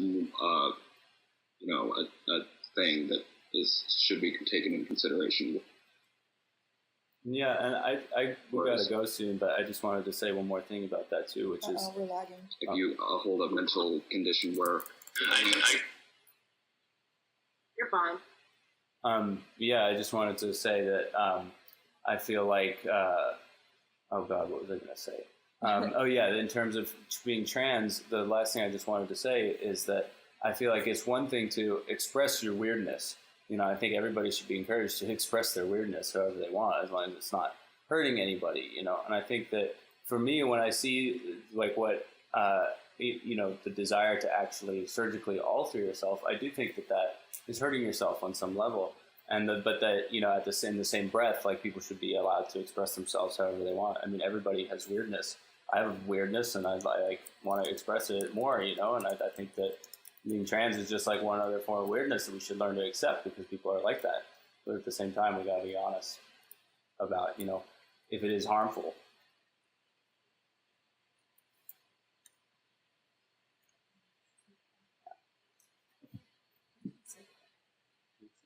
So before y'all go, I just want to leave this last little note for myself. Final thoughts, okay? I feel like a man that can change his thoughts that quickly in under an hour or two, I guess, is not someone you should trust. The first step is like transgender people. What will the next step be? I'm never going to say that I trust Trump. That's for sure. I don't trust him. I don't trust politicians inherently. They're all, fuck them all in their asses. I hate to leave on that note, but that's how I feel. Okay, I gotta go, guys. It was a great conversation, and I really appreciate all of your input. Thank you guys so much. You guys are rock stars. I know it's not an easy conversation to have, and I know that we have differing opinions, but it's really nice to have a troll-free version where we can at least try to have a civil discussion. I think we were pretty successful in that, at least.